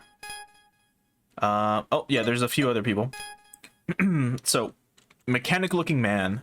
Don't you think they're doing well? The guys from far away. They've been driving here for years and have solid skills, but even they can't fight the years. As we age, we lose stamina and can't maintain focus. Our vision narrows and it's harder to grasp situations and make judgments. Still, staying here and continuing to drive is commendable. But as I said earlier, they have solid skills and rich experience as veterans. Don't underestimate them in battles. Crazy. Nihilistic man. There are many female street racers, but I think Cinderella Past Midnight stands out as the most exceptional, don't you agree? Kinda.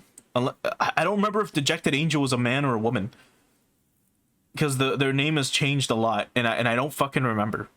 But Dejected Angel has or Melancholic Angel, or whatever the fuck they call him in this game, is like one of the bosses that always stands out to me. Anyway, not only is her skill top notch, but her straightforward personality makes her very popular. Above all, her presence is indispensable when discussing the history of the Shuto Expressway. Yeah. In the past, people said she doesn't show up until after midnight, but that doesn't seem to be the case anymore. Did something change your perspective? You're talking about something interesting. If that case, ask me. Member number 92 of the Cinderella Past Midnight fan club? Oh my god. Oh, what's this? There's a fan club for her now? It's a secret, unofficial group that she doesn't know about. We exchange all sorts of information there. As for why she started driving outside of midnight, apparently, there's a new street racer who recently debuted and seems interesting. Watching this person's movements has become so enjoyable for her that she started showing up on the Shuto Expressway even earlier. There's the theory that of Cinderella Past Midnight's hardcore fans. Or that's the theory. Hardcore fans, huh? But if that's true, then the racer who caught her attention must be an extraordinary individual, right? Who knows? It's not just about being strong or fast. She values freedom and the joy of racing itself. So maybe there's someone who resonates with her on that level. I see. Someone who can rival her skills and genuinely enjoy racing from the heart. Sounds like a big deal. The real reason why she doesn't race past midnight is because this game doesn't have a time cycle anymore. Because in every single TXR title before this, actually I shouldn't say every single time, every single one. I don't remember if 1 and 2 had it. I know 3 definitely had a clock where it would track your system's time. I think TXR 2 had it as well. And you would literally have to race her whenever it was past midnight according to your system's clock. That's when she would show up. And she would only show up for like 10 minutes. So you would have to change your time, make sure she would appear at the right time, and then find her. You would have to look for her on the expressway and hope to God you got to her. Otherwise, you would have to like reset your console, reset your time, and then try it again. But in this game, there is no like day and night cycle. There is no like clock like up here, right? So that's it. That's why. But it's neat that they gave you like an interesting story or a story reason as to why she doesn't race like that anymore. Anyway, here's sweet surrender from departures. I hate to say it, but I recommend not getting too involved with our team departures. Our leader, Happy Chappy, is the biggest problem child of all. The few good kids are thinking of transferring to another team, and it's giving me a headache. Yeah, because that dude is insane when driving. Sagami Sumo Wrestler. Hey, take this. It's a voucher for the Chanko shop I run. The shop is in Sagami, but for a racer, it's just around the corner, right? The shop is doing well, but it's important to attract new customers, too. Rolling guy number 2. Rolling guy number 3 had a big heartbreak, and I wanted to comfort him, but I might have been, but it might have been counterproductive for me, a newlywed, to speak to him. Oh, do you want to hear about my wife? Anyway, new wind of Sakaue. Are you also racing here? If so, I recommend wearing a proper racing suit.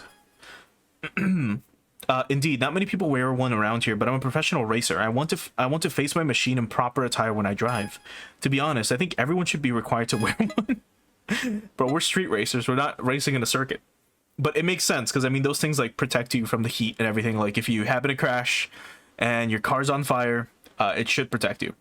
But it's also very hot to wear one. Like your body temperature will rise. Anyway, Silent Barbarian, the yakiniku restaurant manager, right? He looks tough, but he's actually a funny guy. However, the conditions to battle him are quite strict. If you can't show that you have a passion for cars, he probably won't take you seriously. For example, owning 2 or more cars in your garage might do it. You'll likely find him in the Hakozaki parking area, so try looking for him there. But even if you meet him, he won't battle anyone who isn't driving a Mark X. He's well known for his love of 4-door sedans. Lately, it seems like he only wants to battle against the same type of car. That's crazy.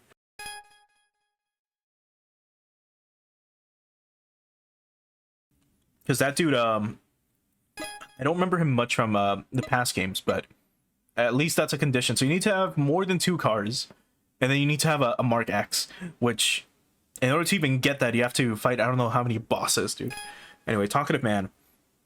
Highway Gambler. There's no one as superstitious as him. Now he's saying, I want to battle someone who's earned a total of 77,777,777 credits or more. Lucky 7, but or more, so it doesn't have to be exact. Does that even have a meaning? Or does that even mean anything?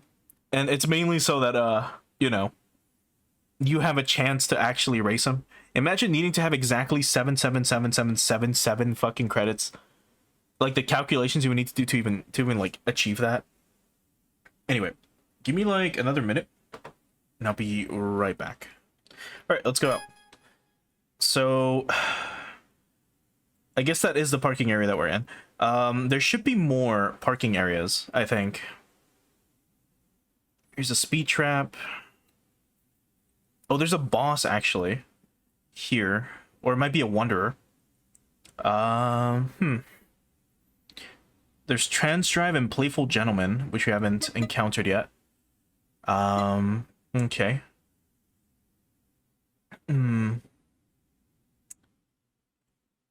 Let's actually go back to our garage.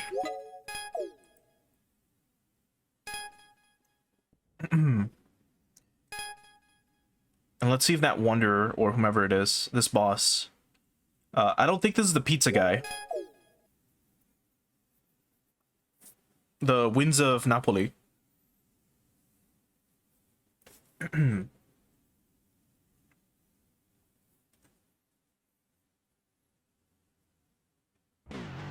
Alright, let's see who it is.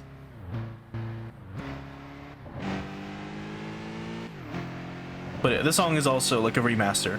This is from like SCB 200 something. As you can tell by like the synths. Is it Winds of Napoli? No, it's someone else. Oh! It's the clown dude. Is it Immortal Clown? What's his name? It is Immortal Clown. Well, there he is. This dude is another classic. What do you mean? Battle conditions not met. Okay, so we can't challenge him yet. That sucks. But he's a classic TXR boss or wanderer. I believe we have to beat everyone from that one team. What's the name of it? Let's see. I think we have to beat everyone from Rhythm Box, unless it was...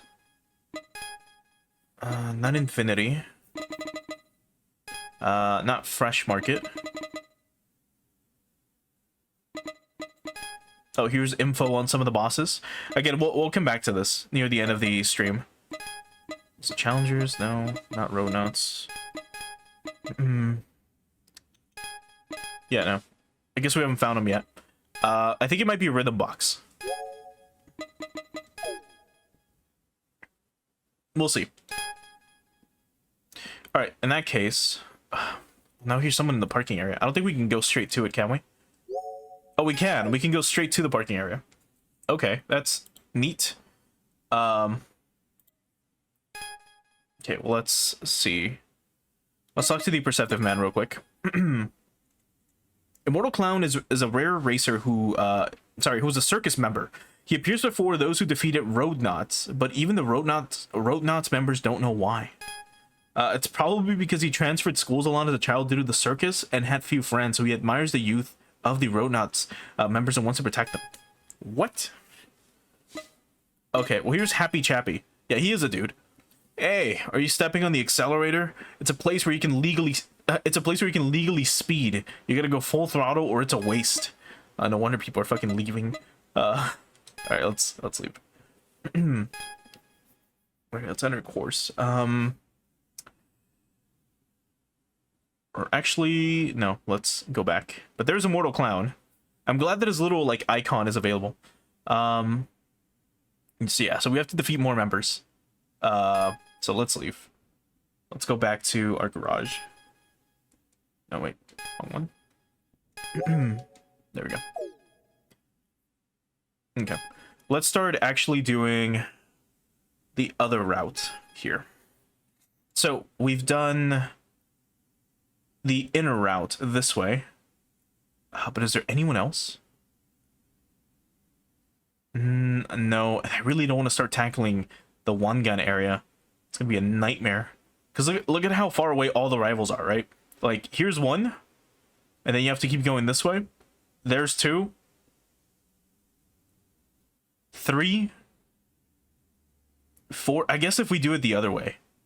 Because there's a bunch of these guys, like, here, like, back to back. So maybe going down this way instead. Okay, let's do that. Let's go from here.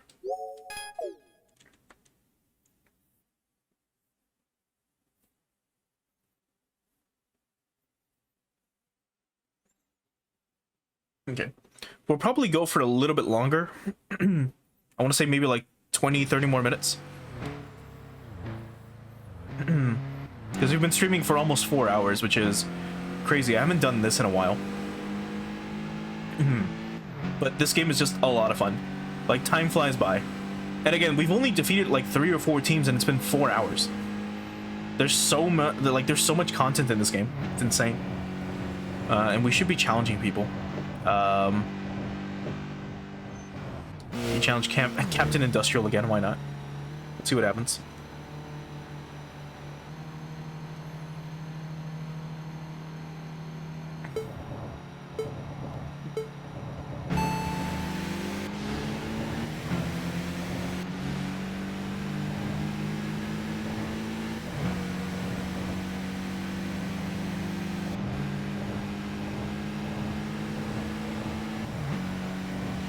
I don't know if we can beat him on the straights though, because it's just a straight line here. Looks like we're catching up to him. Wait, shit! No, I don't want to go this way. We want to go the other way. So we'll take the loss, but we do not want to go that way.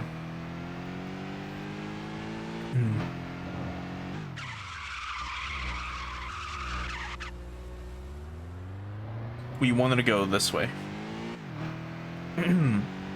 Now, if we would have like gotten ahead of him, we could have decided like what route to take. So that's on me for not passing him quick enough. But that dude can accelerate. Anyway.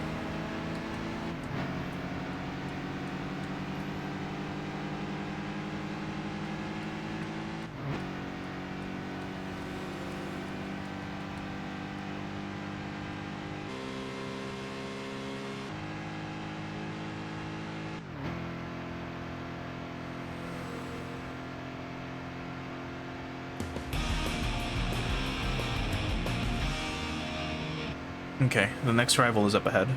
We should be able to challenge someone else, like you. In an S14. Yeah, we should be able to win. Maybe. Like, S14s are pretty fast as well. Or they can be.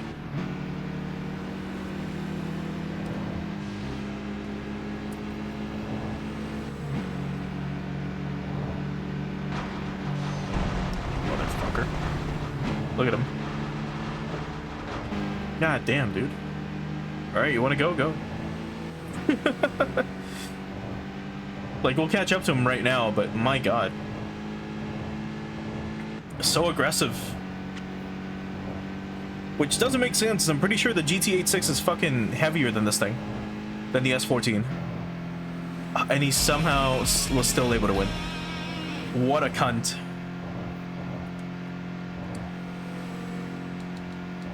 Alright, the next rival is like right here.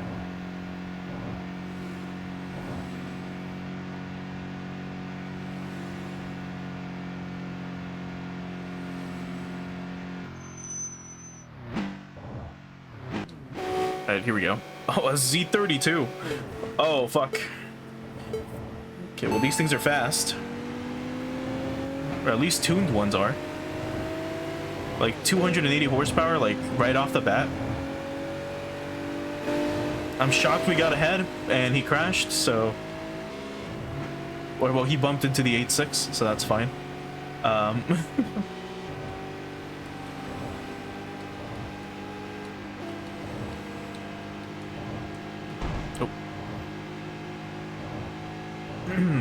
So this artist is also Virginelle, but she goes by the name Pizza Girl, I think. You can read it. I can't look right now. But I'm pretty sure it's Pizza Girl. Yes, it's Pizza Girl. Because like I've said, this happens a lot with, we should actually go to the PA. This happens a lot with eurobeat, where certain artists will take just multiple names for some reason. I don't know why. But yeah. Love Ace Shooter in an FD. And who can we talk to? We can talk to a chubby man. You want to battle Impatient Princess? She's friendly, so if you meet her, she'll probably accept the battle. But she won't meet with inexperienced drivers. You need to have at least a total driving distance of over 2,000 kilometers. Okay. Lovely Invincible. I managed to get 3 Yakuman maximum point wins in today's game. Can I continue the streak in battles? Or should I think I've used up all my luck today? I believe that's in Mahjong? Enticing Gaze. No matter how powerful your machine is, if you can't transfer traction to the road properly, it's just wasted potential. Of course, the suspension setup is important, but I focus on understanding the road conditions, especially the bumps, and controlling the accelerator accurately. Yeah, so far there hasn't been weather conditions, but at least from TXR3, or in TXR3, we had rain and snow. So I'm shocked that we haven't had any of that so far. Hopefully that happens once the game is like fully out. Like we'll have you know, other like weather conditions. Have you seen the Team Roulette guy racing lately? It's young guys driving ZN6s and veterans driving AE86s. Just because they both just because they're both 8.6. It's a strange group. They don't actively battle or fight for territory with other teams. They just study their own driving and do time attacks. I guess that's what you call modern these days. Oh, by the way, Roulette Guy number 1 and Roulette Guy number 2 are twins, and they run as a pair in battle. So be careful. That's pretty funny. The other day, I saw a cute girl in the parking area. She seemed quiet and innocent, but she was tall and had a great figure. It was love at first sight for me. She said she had just come to the Shuto Expressway, so I thought I had a chance to get closer by giving some battle advice. So I challenged her to a battle. Man, it was terrible. I found out later that she's called Trans Drive. I wasn't a match for her at all. As the name suggests, she's a different person when she grabs the wheel. I started ahead, but she kept gaining from behind and shortened my lifespan. I can't. I don't have the courage to start a battle yet. I'll just scout the course again today, then memorize the merging points. Okay. An office worker? Hey, buddy. You're driving a pretty fast-looking machine. I like it. Thanks. Then one-sided man. It's a dude with a cowboy hat. What the fuck? Anyway, hey, what's your street name? A unique name is important, right? If it were me, I'd want to be called something like Rio Grande Silver Dollar. Okay. All right, we can change tires. That's crazy. Oh, you can get new tires if you really want to. It's not bad, actually. That's a pretty neat mechanic. They let you restock your tires just by coming here. Crazy. All right, well, let's challenge this guy. Loves Ace Shooter. Thank you for choosing me. Loves Ace Shooter from Infinity. Tonight I'll take you to a world of dreams. Is that so? No, it's totally fine. Don't push yourself when you're not feeling well. Take care of yourself. No, I still want to challenge you, but like the dude has a corsage, like in his pocket, or in his jacket pocket. It's so fucking stupid. All right, yeah, let's race him real quick. Let's go then to the dazzling world of dreams. Is that what he said? That's so fucking funny. Okay.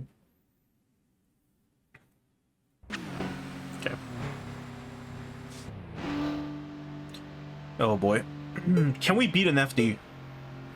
Because again, these things also have like 280 horsepower stock. So maybe not in the long oh, you motherfucker. My world of dreams, I think he meant to my grave. Look at him. Like, he's still pushing me onto the wall. And I'm not gonna be able to get any traction or like any leeway until here. Oh, fucker. Alright, we'll let him get ahead then. And then we'll pass him here in the curve. We'll see. What, like, I hate that shit. I've encountered like we're gonna lose. I've encountered like 3 or 4 racers that do that. They'll just merge onto you. And they'll force you against the wall, and then you can't do shit. And then you can't catch up to them. Because for some reason, they don't fucking lose any, like, speed. What the fuck? Hey, don't be sad, kitten. It's me you're up against. It happens all the time. It happens all the time. let's think positively. You have another reason to see me again. I'm waiting for the rematch request. I'm gonna wipe the fucking floor with you, man. I'm gonna force you into the next life at this point. Holy shit. He called me kitten. What the hell?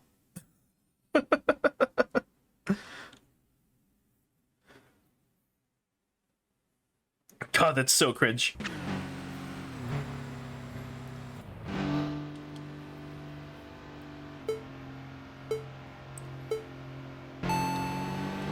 Alright.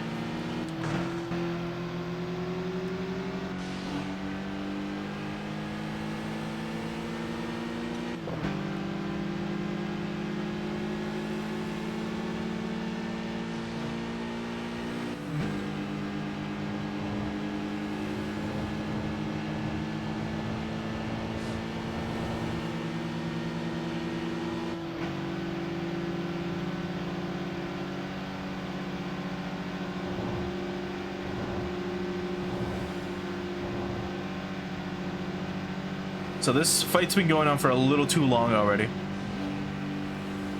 Like 40 seconds is insane. So he's gonna be he's gonna start like accelerating more than we can. Like we're already at 200 kilometers an hour. My God.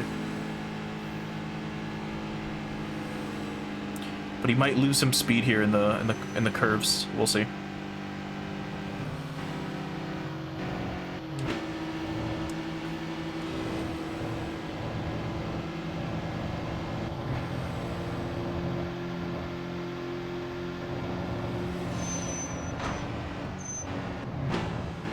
There we go. The fuck out of here.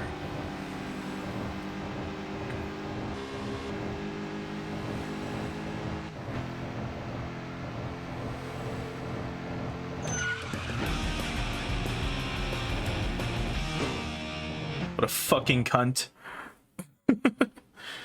Who just calls you kitten out of nowhere. And he does it again. You'll give me another chance to battle, right? I'll be waiting for you to choose me again. Vile creature. Alright, we'll change tires real quick, since we're at it. Or while we're here, I guess. Okay, so now we can go through the parking area, if we need to.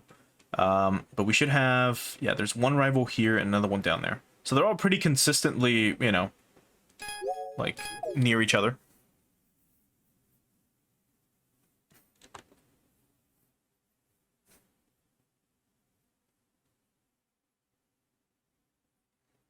And this should also be Virginelle. But I believe this song is like her going with another name. Let me check. Yeah. This is her. It's Virginelle, but she calls herself Lolita in this one. Like this artist is technically Lolita, but it's Virginelle. And you can tell it's her because of her vocals. Specifically the way she sings. Like those. Like, that singing style is all Virginelle.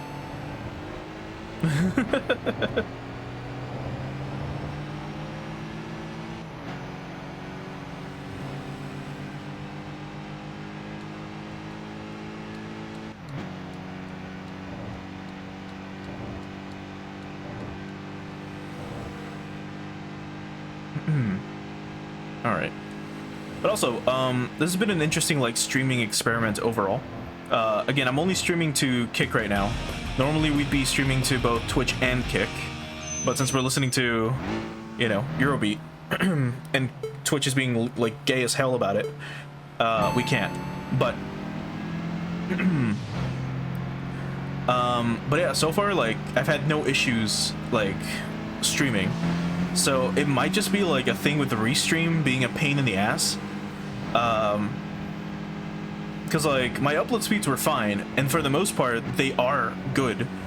But it might just be a restream being a pain in the cunt when I'm streaming to two places at once. So I might have to look into that some more. Oh, that cappuccino's, like, fucking like, we're gone, dude.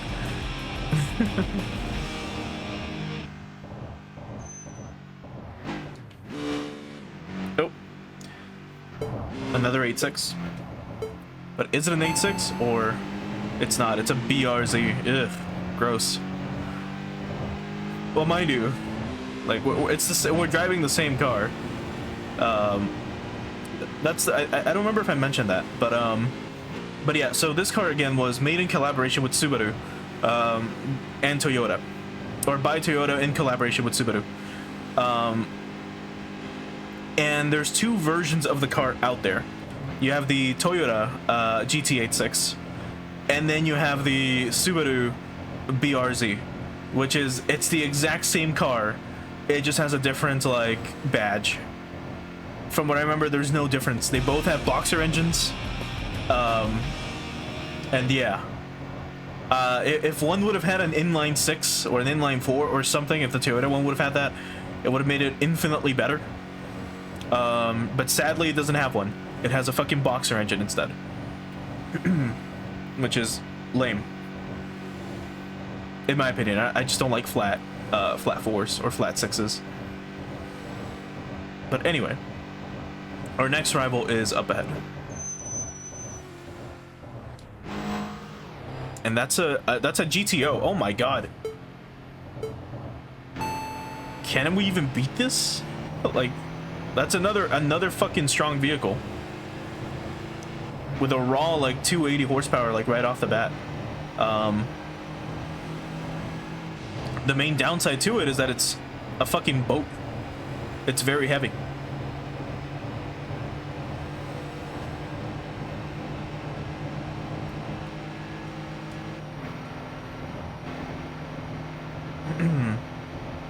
Because the GTO, back when it came out, again in the West, it was known as a 3000 GT by Mitsubishi, or the Dodge Stealth, because like Dodge was doing gray imports as well at the time.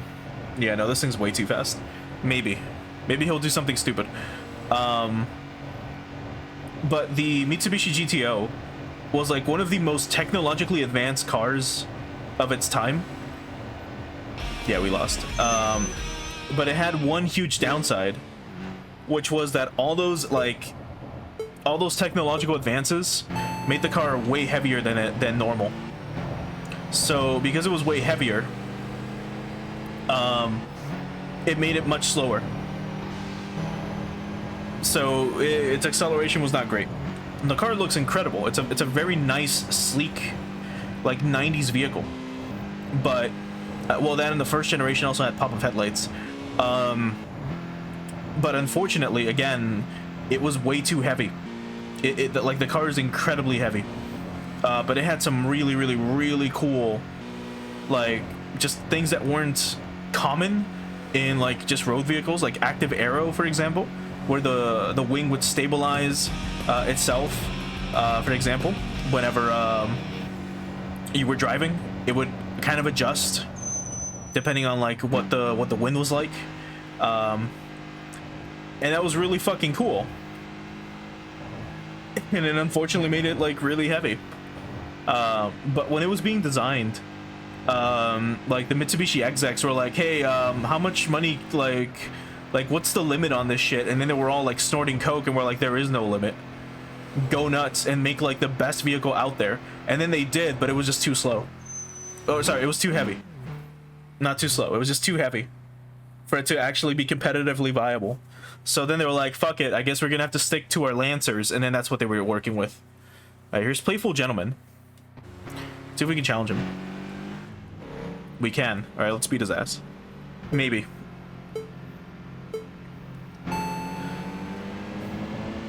I've learned not to underestimate,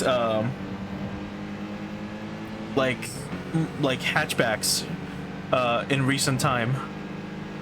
So, for all I know, this thing might be very fast. We'll see.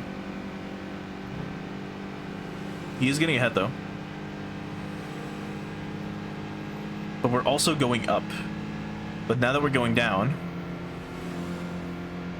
we should catch up. Maybe. There we go, he crashed. Get out of here.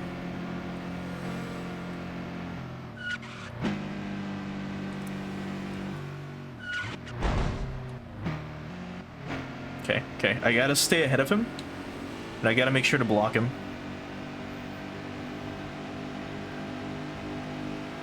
Oh.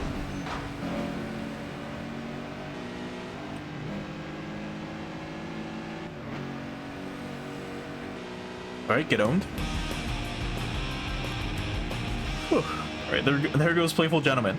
So that's one of the bosses that we needed to take care of. We gotta find, like, Bloodhound as well at some point.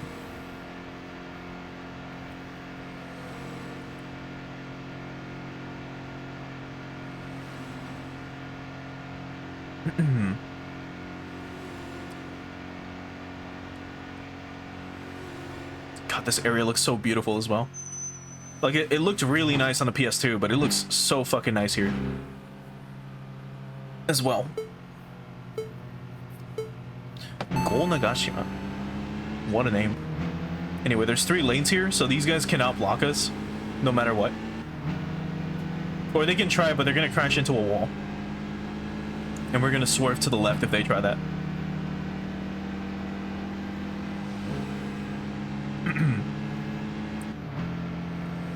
We should technically be behind him, so we can draft behind him and then pass him with turbulence. There we go. Or slipstream. We slipstream behind him because that got implemented into this game. I don't remember it being a thing in TXR 3 or 2 or 1, but I distinctly remember that. I remember when I was like really young, and I was playing Gran Turismo 3. My older brother, who passed like years ago, like ages ago. I remember him teaching me that specifically. He's like, "Hey man, whenever you're like driving, if you get behind a car, they basically like, you know, they start taking up, like whenever you're driving on the road, the wind is constantly pushing against you. So if you get behind a car and you're really close to them, you start to speed up because they start to block the wind in front of you. And then that basically like allows you to get like to pass people very easily. And the reason why he taught me that is because I'm playing a racing game, right? And he's like, and that's called slipstreaming. I'm like, oh, that's super cool. And I mean, that's been in my head for fucking years, like ever since he taught me about it. Anyway, here's an S13, or well, a 180, right? Endangering Red, what a name.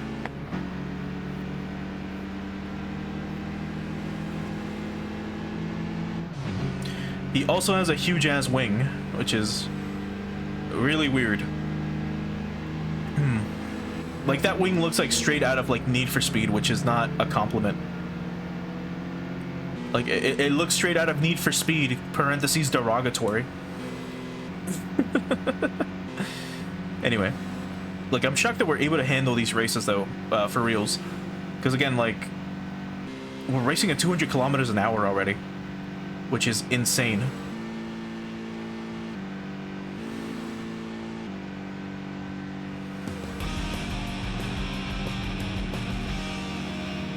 So I can only imagine what the boss of like some of these teams are gonna have, or like what the bosses of some of these teams are gonna have.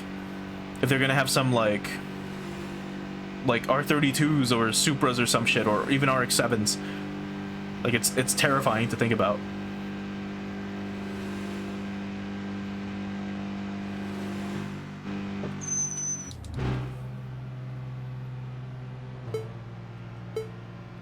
Kind-hearted assassin. How many members of Infinity do we have left? We've beaten like 2 of them. Or 3. I think we've beaten 3. And this should be the 4th guy. Yeah, it was the guy in the GTO, the FD, the guy in the other parking lot with the Eclipse, and now this dude in the 180. So that should be the last member, right? Like normally TXR has like teams that have either 5 to 8 members and then the boss or the team leader. So not sure how many are left in Infinity, but we've beaten 4, so there should be maybe either 1 more or the boss is coming up like right after we beat this guy. We'll see.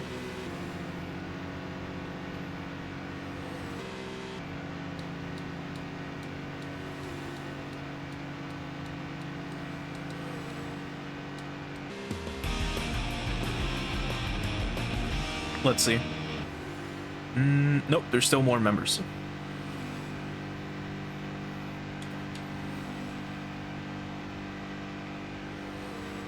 Yeah, this is what I mean by like the Eurobeat lyrics being a little crazy. Alright, where are you?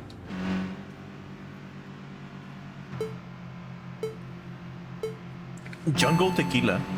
What a name.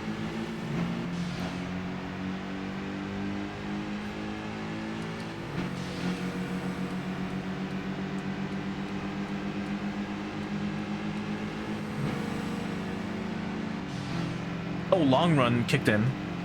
Neat. So we got like 200,000 credits for that, which is awesome. It's so good. All right, we gotta pass this guy at some point because these lanes are gonna merge, and they're driving a car with 280 horsepower, like raw. So it's gonna outspeed us, like in the long run. That and our tires are shot already. All right, looks like we lost. Let's try again.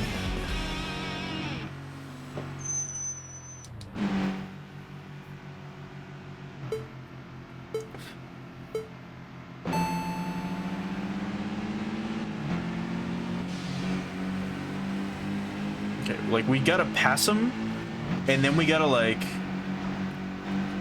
Let me slipstream actually. We gotta like pass him, and then we gotta block him the whole time.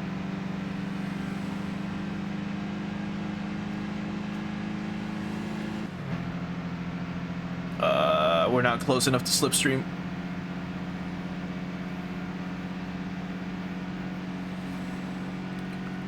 Okay, one of my tires is gone. Like back rear, or bottom right, I should say.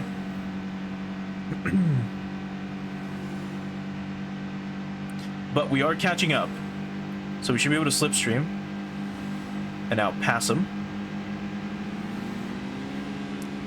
And now, so long as I don't lose control of my car, we should be fine. There we go. We did pass the rival that we were gonna like race a bit ago, but we should be able to hit the brakes now.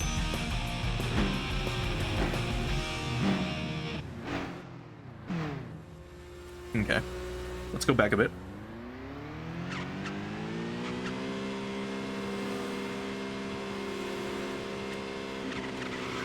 Oh, oh! I didn't mean to slip out of control like this, but again, we don't have any grip.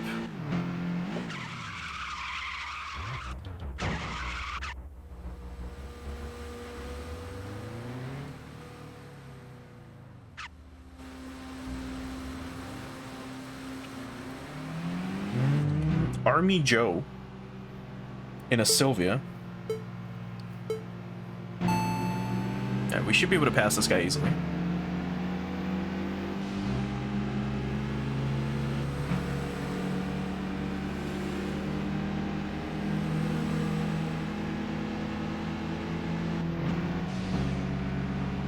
There we go.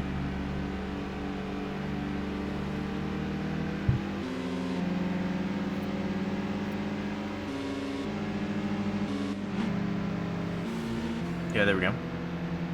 So that he's not slipstreaming behind us.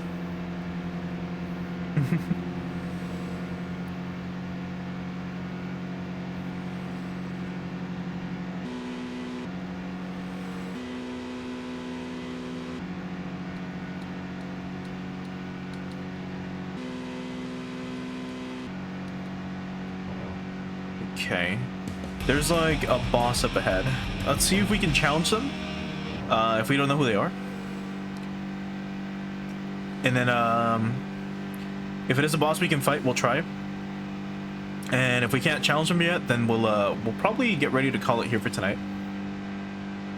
Or today, I should say, because it's still daytime. Again, normally I don't stream this late. I would have stopped streaming like 3 hours ago. and I would have started an hour and a half earlier, but some stuff came up. But we should be fine. I might stream again, if not in a few hours, like in 10 hours, then maybe tomorrow morning, again around 11:30 Central, we might stream for a little while. We'll see, because I really want to keep playing this game. All right, let's see who the boss is.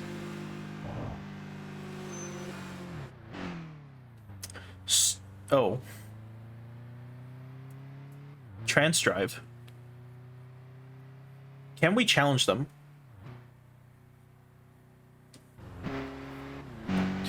We should be able to, I hope.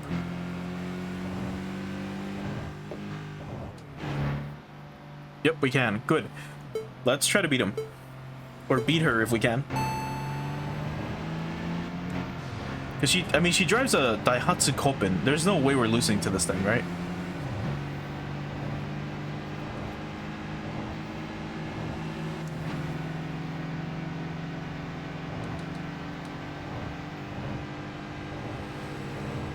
Oh yeah, it's not old school Eurobeat if there's no guitar solos. Which a lot of like old school Eurobeat songs have for some reason. Like if you listen to Dave Rogers, like a lot of his songs have guitar solos as well.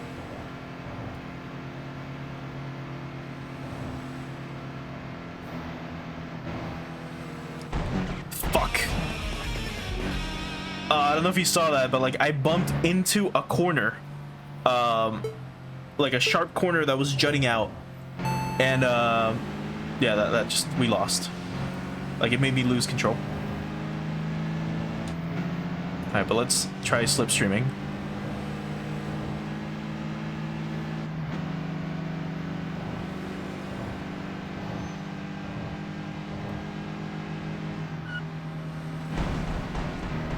Sadly, since we don't have like tires, taking some of these turns is a nightmare. Because we're out of grip. If not, we can try to like go back and challenge her again. And then we'll leave after that. We'll see. Yeah, because we're probably, oh, maybe not. Nope, we lose. Yeah. That was a neat drift, but no. Let's do that real quick. So if you end up watching this VOD later, and all you hear is just me talking in the game audio, then that's why. And you can just find a Eurobeat playlist or something on YouTube and then just have that playing in the background. Maybe.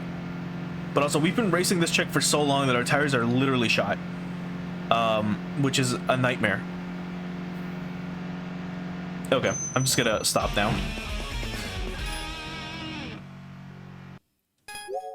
How many losses was that? Let's see. I'm gonna guess 9. Fleeting Colonel. 10 losses. Insane. Insane shit. I'm gonna check real quick if she is out here, but not in this like lower area. She's all the way here. Fuck that. Yeah, no, because we'd have to, again, we have to push her like out of here, through here, and then all the way up here. Once we get to this area, this is where we can win. Because there's a lot of like, it's a very tight road with 2 lanes, and there's, you know, it's to force her to fucking like, sorry, it's to force her to like turn a lot and then just lose a lot of speed that way. So we still have to beat her, and then we have to beat these guys still. So we're not gonna do that now. Shit. If we check our perks real quick, if we look at our upgrades, I don't think we've got any more available, right? Yeah, we have to beat Bloodhound, Golden Hanya, and Trans Drive as well before we can even get like the Engine 3 upgrade. So you just have to like tune this shit as best as you can. If you look at machines, Anything new? Because I don't care about GTR, so we're not doing that. I would like a Z32, but the Z32 is all the way here. And it's the 2x2 version. Why do they give you the 2x2 version? That one's slower. Because it has 2 seats. Sorry, because it has 4 seats.